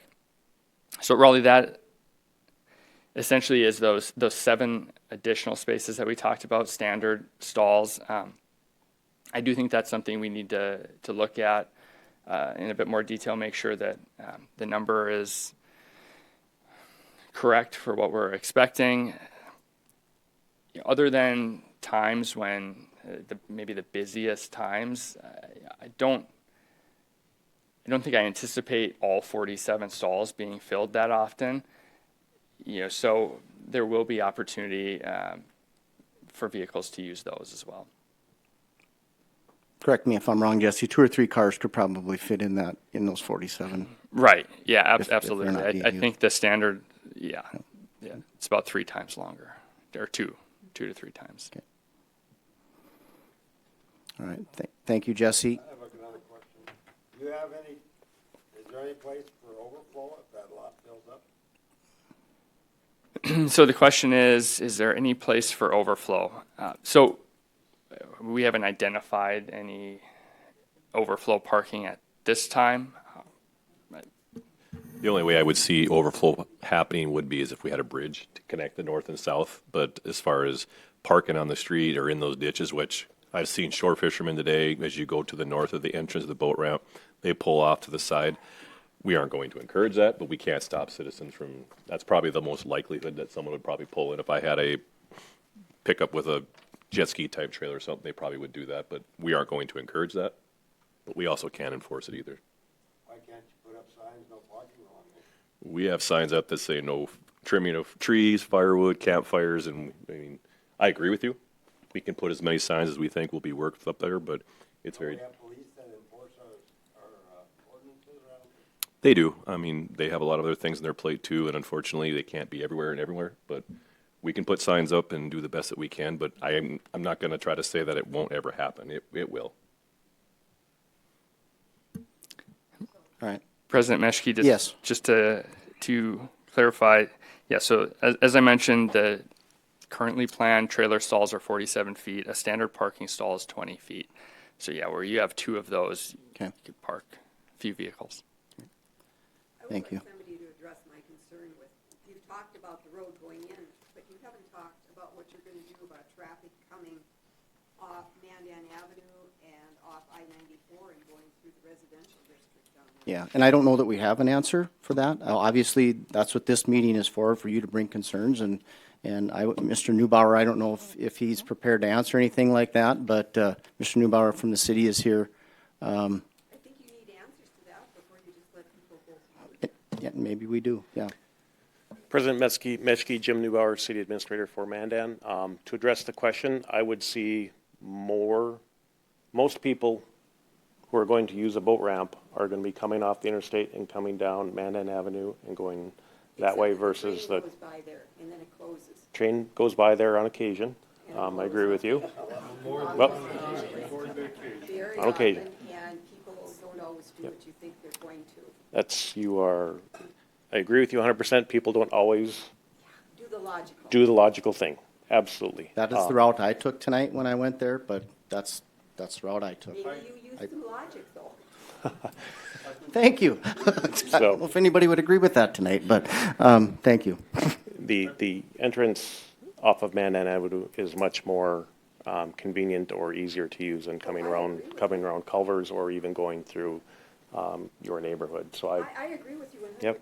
It's just that I've lived there a long time and watched people. Absolutely, and that is, we can't control everything in the world, and No, but you can. It's something you at least need to look at before Yep. you go ahead. and we will certainly will do that. We will look at that. I think that the people with boats coming down Mandan Avenue would want to cross the tracks and there's a train there, and they want to go fishing. And if they're like from Bismarck or whatever, I think the next time they're going to say, let's play it safe, let's just turn by the culverts. Let's play it safe in case there's a train. Yep. I think the traffic will shift. Not everybody is going to continue to go there. Are we gonna need a stoplight there at that intersection, at Mandan Avenue with the increased traffic?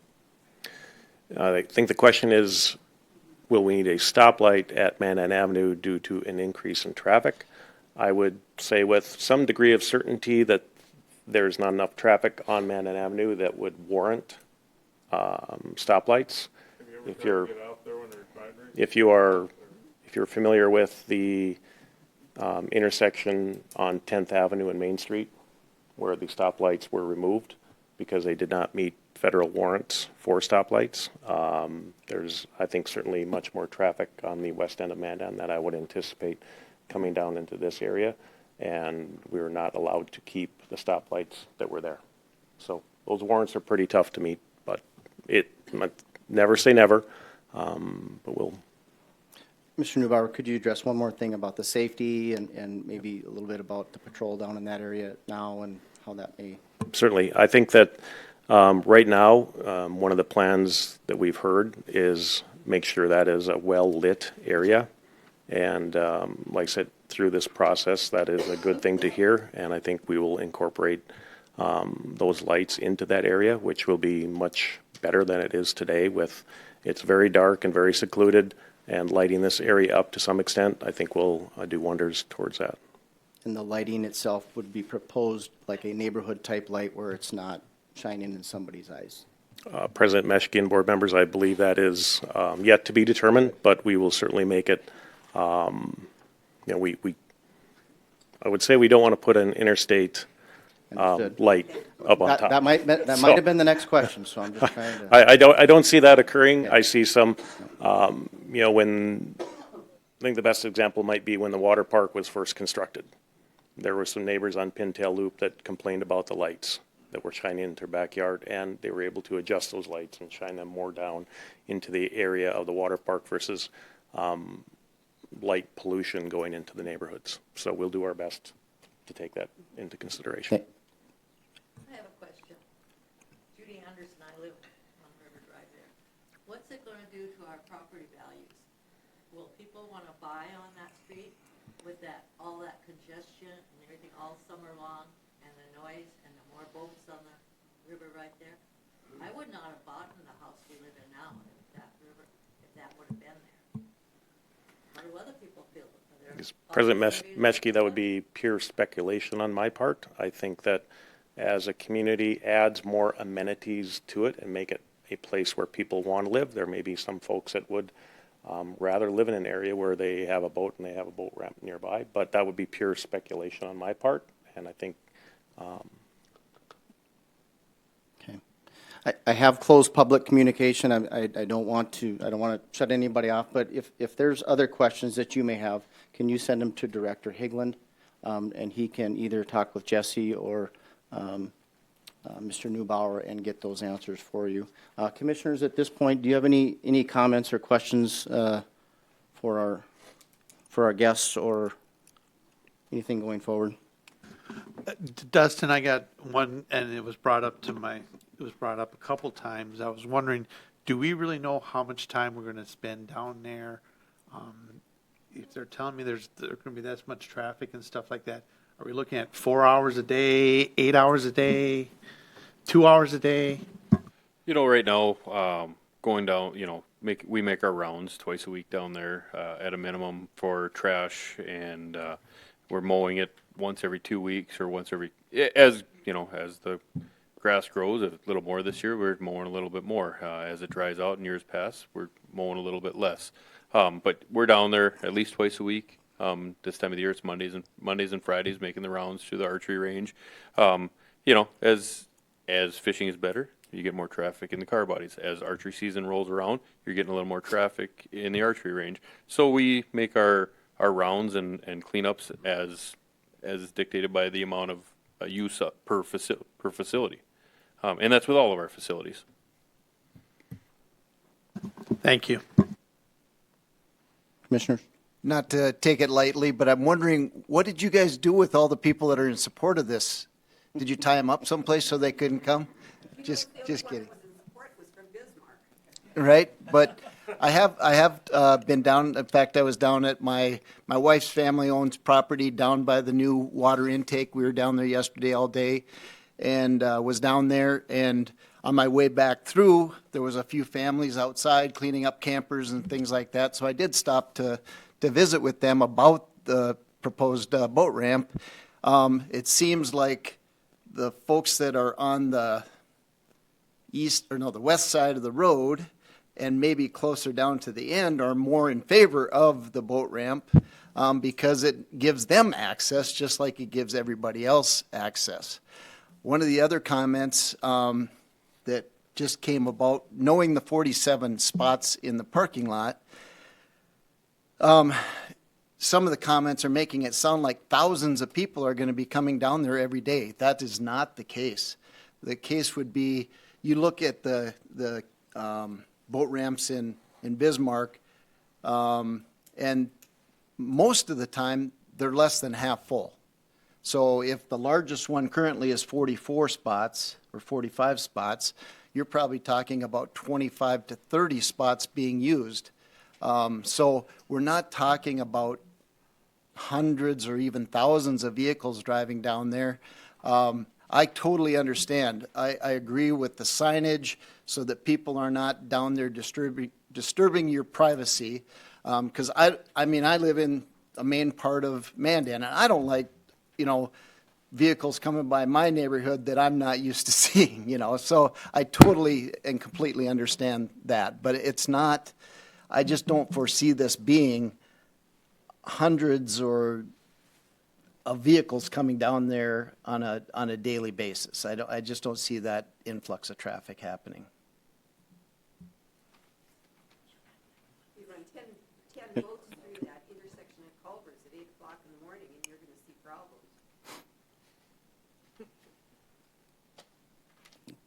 Any other comment? No?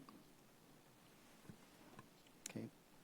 So to move forward, we need permitting to actually pursue permitting for that to actually even go through. So as far as voting for anything tonight, there is no vote for that tonight. Cole, you said we'll share any comments and things like that on our social media, and so other people can continue to put in input and give us input moving forward. Yeah, that is correct. So this is taped, so it will be played on our cable access channels, and so they'll be replayed for citizens that aren't able to attend it here tonight. If we have any future meetings or correspondence, we have all of you. Appreciate that you guys attended here tonight. We received, a lot of attendance by the letters that we sent out, plus the feedback we got. You have my email and those letters that were sent. If there is a future public hearing, I'm not aware that we plan on having a second public hearing, but please check our websites or social medias. Feel free to call if any questions that kind of happen as we progress. But as we mentioned before, permitting is going to dictate whether this moves forward or not. President Meshke? Yes. I would like to thank everybody that had a part in putting the plans together. And Jesse, you did a phenomenal job of answering questions for the folks that showed up today or tonight. And just, thank you for that, because I think even though maybe they didn't hear what they wanted to hear, I think the answers were given in a professional manner. So thank you, Jesse. All right. Thank you all for coming. Again, we take these comments. And we go through them. And obviously, somebody said something about safety. What happened to safety? We're far from not looking at safety, but some good communications from you guys have made us obviously think about some things and how maybe we want to proceed and with the city and the county and the state and along with Jesse there. So again, thank you for coming. Jesse, thank you for coming. All right, we'll move on to item number 2, placemaking final presentation. Andrew Strami.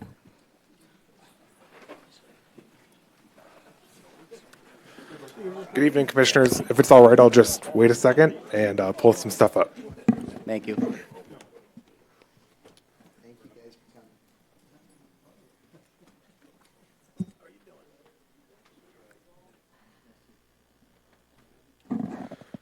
Wonderful. I really don't need a lot of your time tonight. I just wanted to extend my appreciation to Director Higlin and Commissioner Mutter for welcoming me to present tonight on this project that we've been working on for a little while here. I also wanted to congratulate you all on the previous project. That one's been exciting to follow. I appreciate the district's willingness to kind of pioneer some new stuff, especially that permeable paver. I think it's going to be a great example for folks who are doing site design in the region that we can point to. So from the planner and me, thanks for doing that.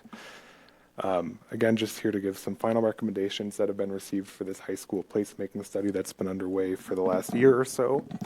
If you recall, we are funded by the Economic Development Administration through a grant that the state received to come up with some ideas that are community supported, market supported for what to do with this site. The reason we're doing it is because there really hasn't ever been a planning study to figure out what to do with this property, and the ones that we've had done consider it to be a high school in the future, which we know won't be happening. So I'll kind of dive into it. I've spent a lot of time with you all over the last year talking about the market, talking about community support. So if it's all right, we'll skim through that and just kind of get into the meat of it. So the project is kind of a collaboration between the school district, the city, and Mandan Park District, as we all kind of have a little bit of a stake in it. We've done a lot of existing conditions analysis, gotten a lot of public feedback on kind of some of the dreaming and the big picture ideas that folks have to see on the site.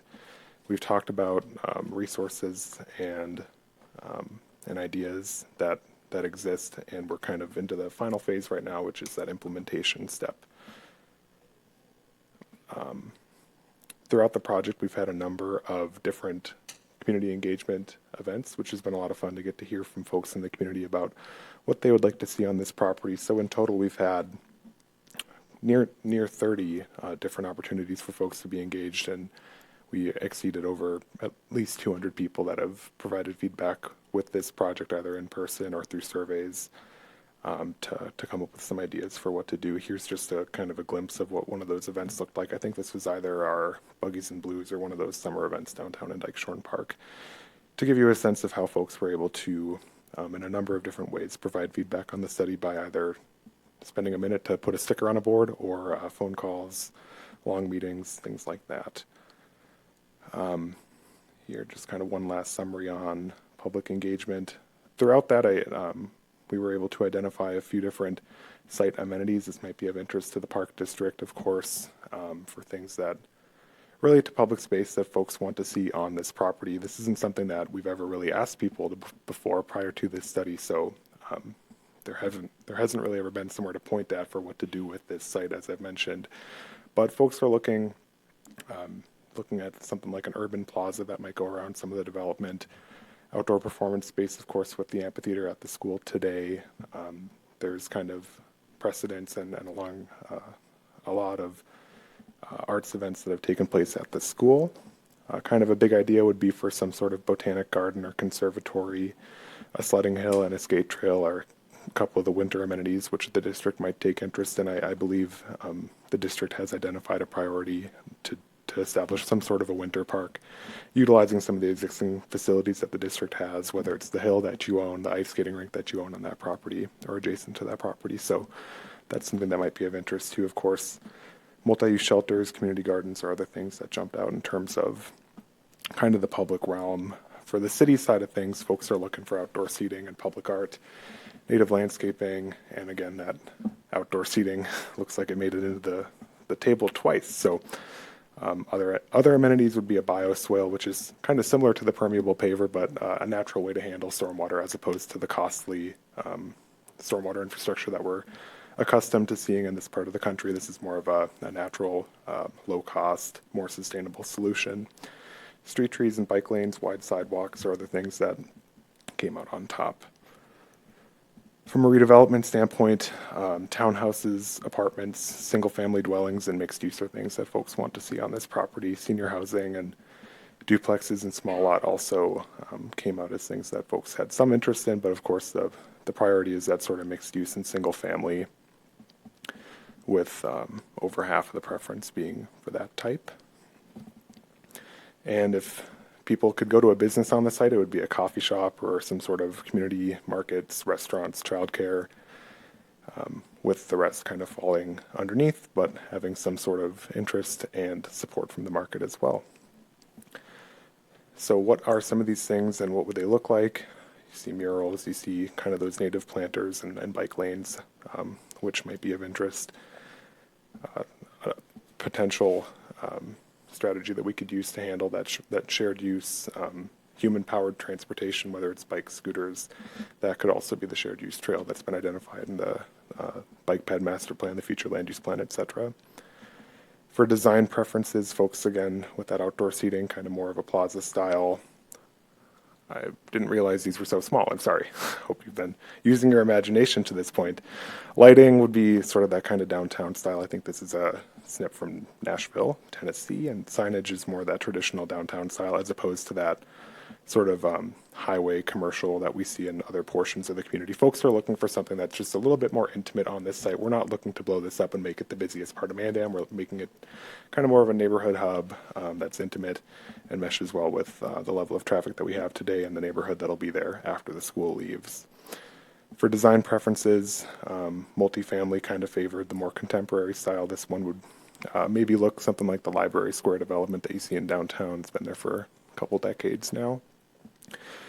Some storefront, single-story storefronts might be something that the community members would support, and that similar style for commercial again, something that favors the pedestrian experience over bright lights and big parking lots. Of course, we'll need those, but kind of putting an emphasis on the small scale, the human scale on this development.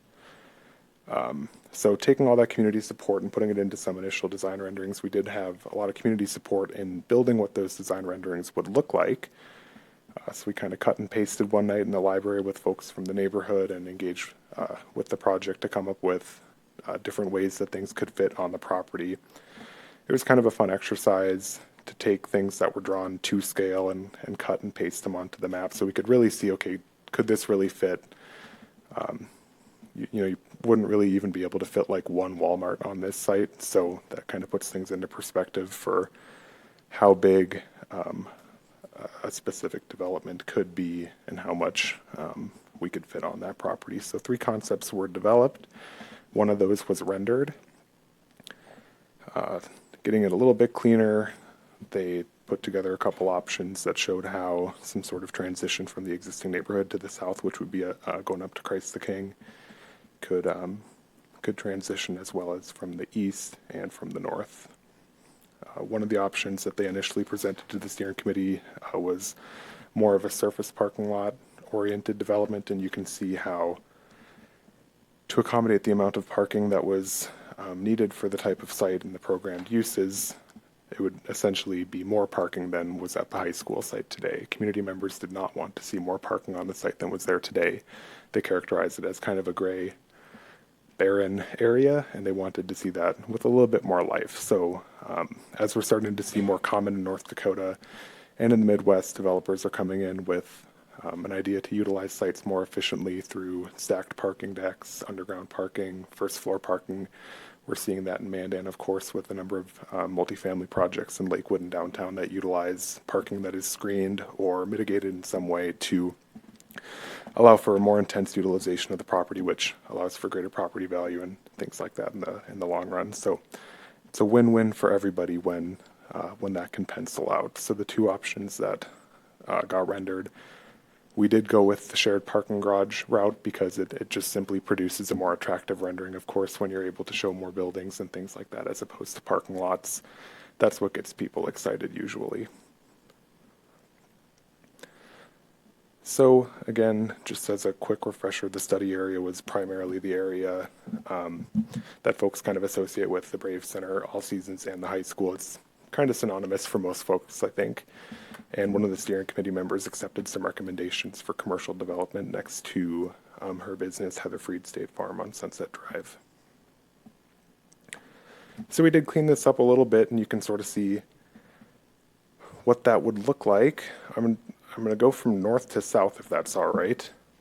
The city's future land use plan has long identified the need for an east-west collector to serve development to the west, which would be Division Street. So you can see Division Street going west. The alignment that is shown on the screen is the alignment that's identified in the Fringe Area Road Master Plan and the future land use plan. So that's not new. That's not really a decision that's been made as part of this plan. It is, however, sort of modified or affected by this being changed from a massive lot to potentially more of a neighborhood by having city streets for circulation as opposed to the parking lot setup that's there today. So what you see as these kind of north, south, east, west roads would be assumed to be a city street constructed by a developer, of course, and taken over for maintenance by the city. You can see where the State Farm business is, that there was some interest in what would essentially be single-story commercial, which would have more of a human orientation towards Sunset Drive. There's evidence that shows that when you lay out buildings like this on streets, it will calm traffic, which was a concern of folks living on Sunset Drive as part of this project. When you set buildings back further away from the road, traffic speeds will increase. So this is something that can be used to kind of mitigate it. And again, just encourage as the site is developed for it to remain more calm in nature, which can hold on to some of the values that folks have in our community as opposed to it turning into a higher speed thoroughfare. The Brave Center is recommended basically to stay with some landscape screening and improved parking lot circulation with a couple different access points to the roads in the area. Community members were, out of all their preferences, I think if they had it their way, the whole entire site would turn into a park. Of course, everyone likes parks. I think you've heard that before. But some of the park-specific amenities that could be established on the property, which you might be able to leverage, would be a sledding hill, kind of a viewpoint vista. Of course, with the land and water grant that was used to acquire the property, development is unlikely on the property that you have for Sunset Park, which would mean that it could remain as a great place to watch the sunset and enjoy natural views from up there. Hiking trails, an ice skating rink, which is already in place up there. A warming house or a visitor center of some sort where maybe people could rent it for a graduation party, that sort of thing. The park is so large it maybe should have a front door is kind of the recommendation, and a lot of people associate that front door with the building that's in the park. So something that the board might consider supporting as this project moves forward or independently from this project. Additional parking with all the different programmed uses in the park, and then that shelter, which I think was just kind of a reiteration of that warming house. The skate park would remain and could be accommodated with, of course, any plans that are shown. All Seasons Arena is another facility that you own. The recommendation is to give it just a nicer front door. If this development comes around it, I think the district would probably want to have that building match the development that's brought into the area. So that kind of single-story lobby addition would give a little bit more emphasis and space for whether it's really any utilization that the park district needs, of course, but just kind of have a front atrium with all the tournaments that take place in that building.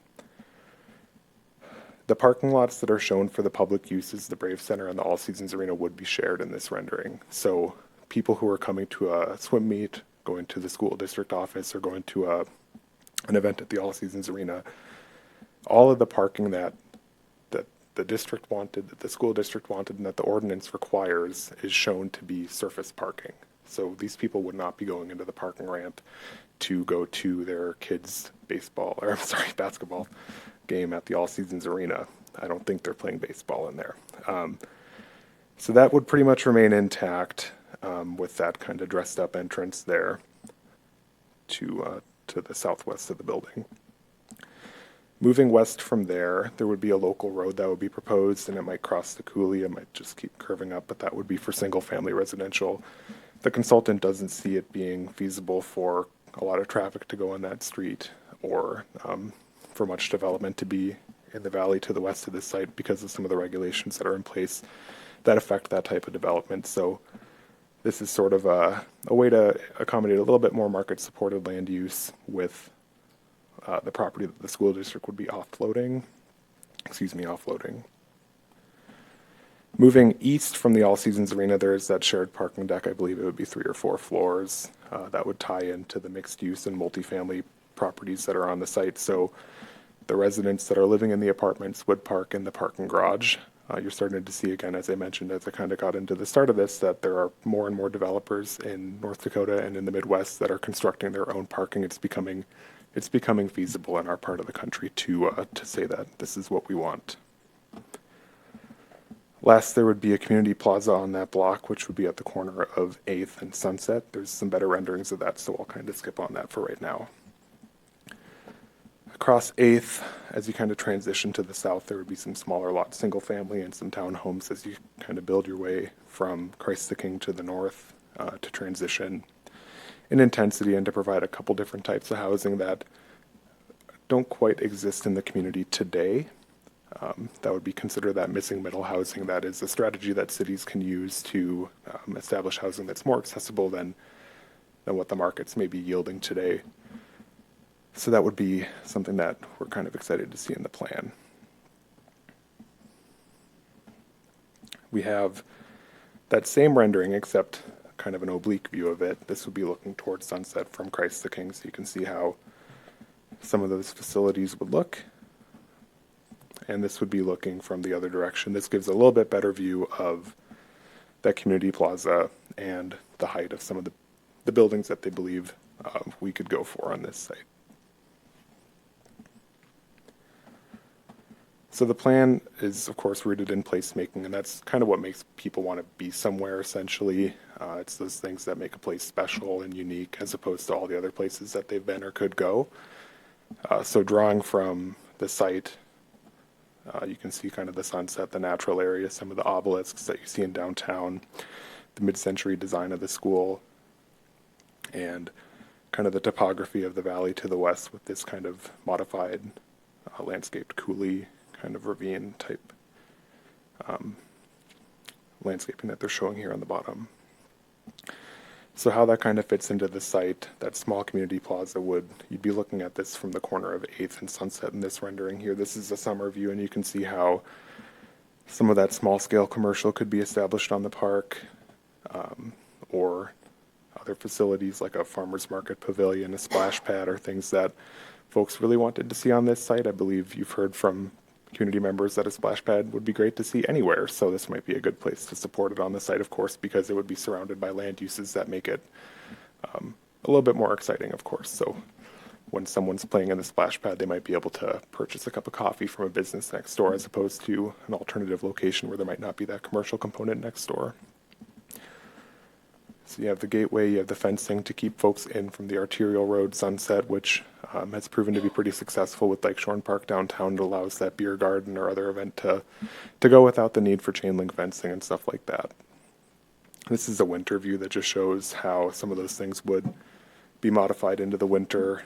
I believe down at the river, the igloos have been pretty popular, so that's something that might do well by a restaurant that opens up on this site. As well as a skating rink, Christmas lighting, all things that we've received compliments on in our downtown area that might extend well onto this property. Closing it out, placemaking, as I mentioned, it just comes down to uses, activities, comfort, image, access, linkages, and sociability. And this was sort of a diagram and a way of thought that sort of influenced the entire project from start to finish. So that stuff that you saw in the rendering, neighborhood scale business, stabilizing the neighborhood, compatible institutional park and residential uses, that would be the small businesses. That would be the mixed use development that the plan is recommending. Comfort and image, neighborhood connectivity, preservation of sensitive areas, trail access, historic character, and open space. That's going to be enhancements to Sunset Park. That's going to be human scale development. That's going to be development that matches the characteristic of the site to the south, east, and north. And historic character would be taking design inspiration from that kind of old Mandan that you see down on 6th Avenue to the mid-century development that you have towards Christ the King and towards Lewis and Clark School.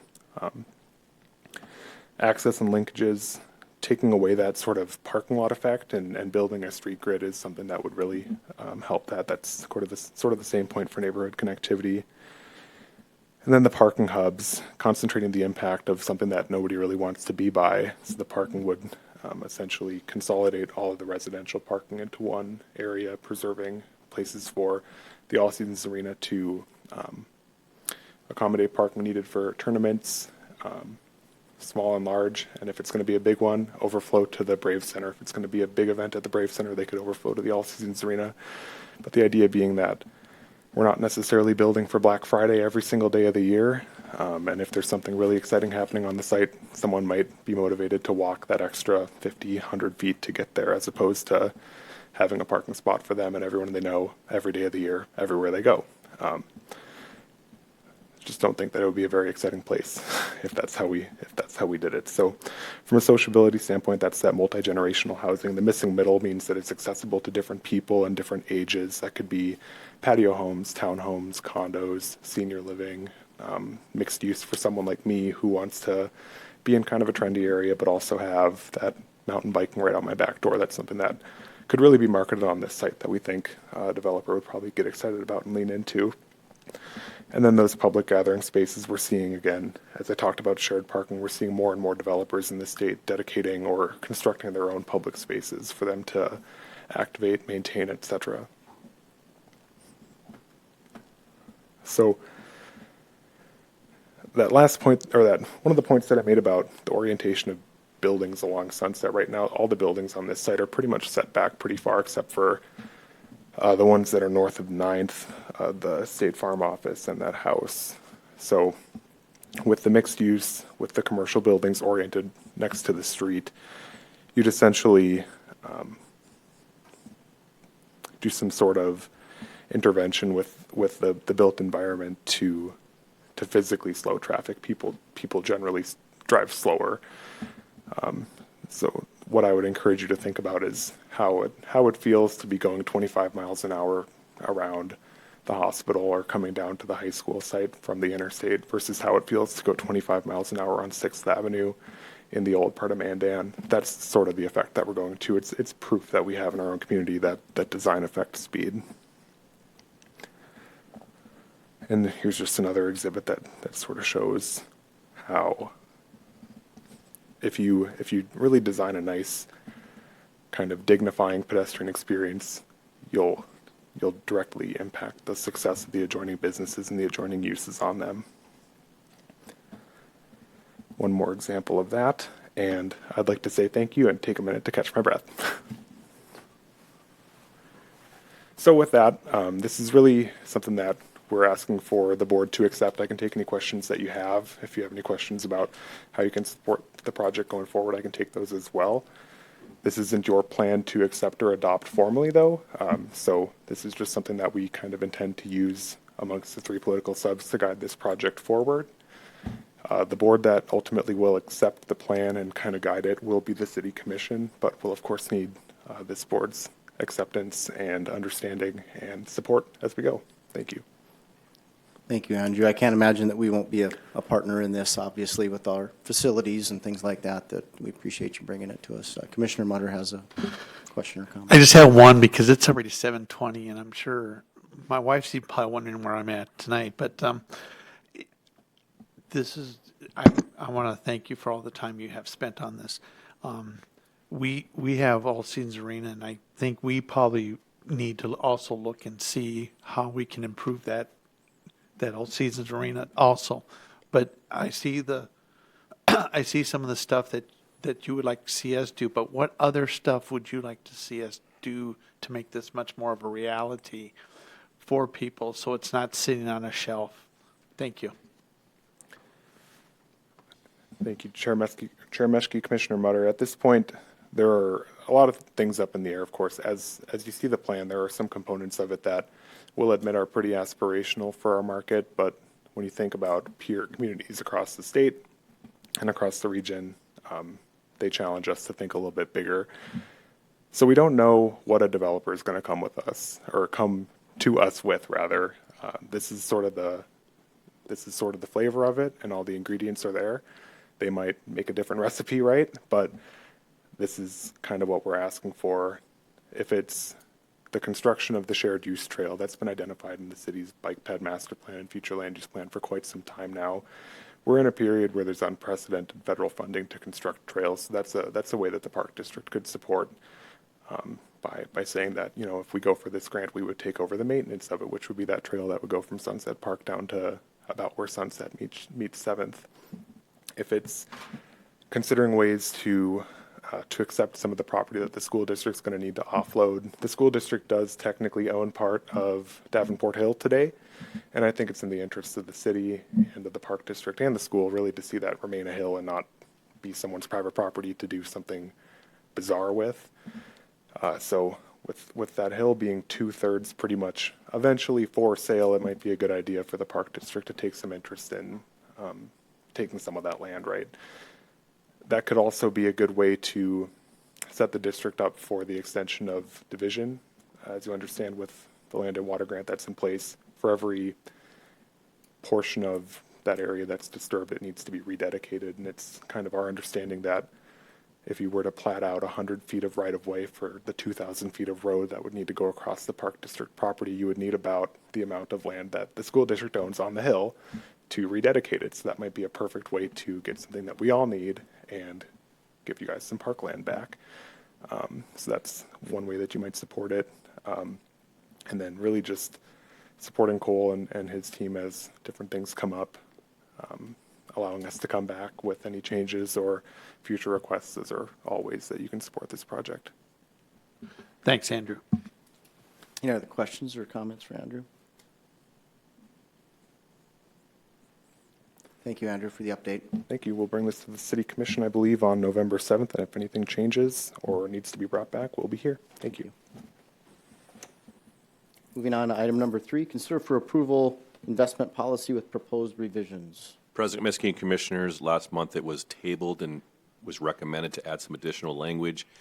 In your packet, I highlighted in red 2 sentences that were added was to approve designated depositories for the districts. So right now, today, every even year, we have to bring all of our depositories that we have Park District funds in for approval each year. So we did not want to have any CDs or investments put into banks that were not part of that approved depository. If there was a bank that wanted to put together a CD, we would have to bring that before the board and then get approval to add them to our designated depository. So that we added that sentence in there. And then the last one just basically says that the county manager will provide monthly reports on the status of the investments as part of our monthly board packet. And that second attachment that we have in there kind of designates exactly what we did. Terry kind of combined 2 different financials that she was currently providing, and I didn't want to make another layer. So we combined 2 into 1, and it kind of breaks it down between checking, savings, and CDs, kind of shows your beginning and ending balance as far as year to date with our current interest rate and the term that the CDs are currently in, and then when the maturity date would hit. And then just down below that just kind of gives you, unfortunately, a lot more detailed information as far as the cash on hand and the balances associated with it and what's restricted and how it is itemized out at the bottom. So again, we review these at our administrative portfolio meetings. It's just bringing it a little more transparency that was requested by the board to present here today.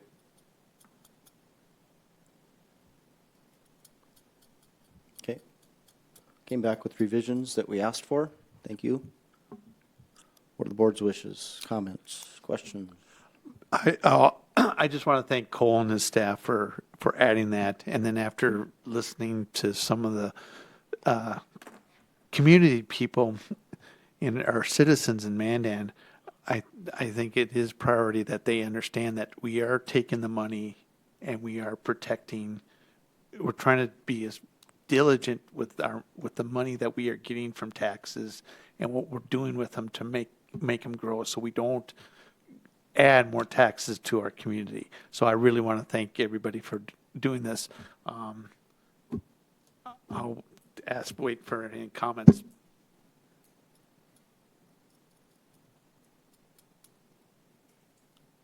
Okay. Agree.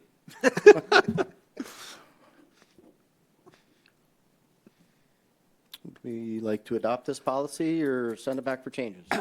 I move to approve the Park District's investment policy. Okay, motion by Commissioner Mutter. I'll second. Second by Commissioner Melhoff. Any further discussion? All in favor say aye. Aye. Opposed, same sign. All right, motion carries. Moving on to Commissioner staff reports. Cole? The only thing to add, Commissioners, is that we are scheduling our portfolio meetings. I know I scheduled 2 of them today. As soon as I get back from some other managers with some potential days, you'll see those emails get sent out to you for strategic planning purposes. So look forward to those this week, hopefully. Dustin? The puzzle that'll become the park operations shop showed up today, so 5 semis worth of steel and sheeting is laying around our existing shop in different areas. They've tried placing everything where they can get to it and start setting steel before long here. Baseball lighting project that started today. The tree service company was there to take out the trees that needed in the outfield. Locates are done. So waiting on Denny's to show up and that should be probably tomorrow. And then also a tree planting project was completed by Park District staff out around the rodeo grounds. This is to replace the trees that were taken out and also satisfy what the city wanted us to do for landscaping out there. Thank you. Attorney Ruff. I have nothing. Commissioner Mutter. I have two things. I want to thank the citizens out at Rough Rider community because we went out there to revamp the park, and a lot of people came out and gave their opinions and stuff. And seeing all the kids in the park, it really make me that Hallmark feeling again. The second one is, and I'm kind of inviting when it gets done, is I was stopped at the RC park, and we're invited out next summer sometime to go out and play with their RC cars, and I'm kind of excited about doing it. So that's my comment. Thank you. Commissioner Freilich. I guess I just would like to say on behalf of my family and probably the park board family, I just want to send out my just deeply sorry to hear about the passing of Max Schaff over the last week, and then we just send out our deepest sympathy goes out to the Schaff family through their difficult time. That's it. No report from me. Commissioner Scott. No report. You beat me to it, but yes, Commissioner Freilich, obviously we, as a park district, have our facilities and programs, to make life better and more fun, and that's what we strive for. Unfortunately, a young man lost his life on our property in one of our facilities, and yes, hopefully I can speak on behalf of the whole board and people that work at Mandan Parks and Recreation that our prayers and condolences go out to the Schaff family, and we wish you well going forward. But it's a sad day when our facilities have to experience something like that, and we feel for the family. So, yeah, thank you. All right, moving on to item number 5, authorization of payment of monthly bills. I'll make a motion to authorize payment of the monthly bills. Motion by Commissioner Freilich. Second. Second by Commissioner Scott. Any further discussion? All in favor, say aye. Aye. Opposed, same sign. Motion carries. Future meetings for Mandan Park Board Commissioners. Our next regularly scheduled Park Board meeting will be November 13th, 2023, right here at City Hall at 5:30 p.m. Can we get a motion to adjourn? Motion adjourned. Motion by Commissioner Mutter. I'll second. Second by Commissioner Freilich. Any further discussion? All in favor, say aye. Aye. Meeting adjourned.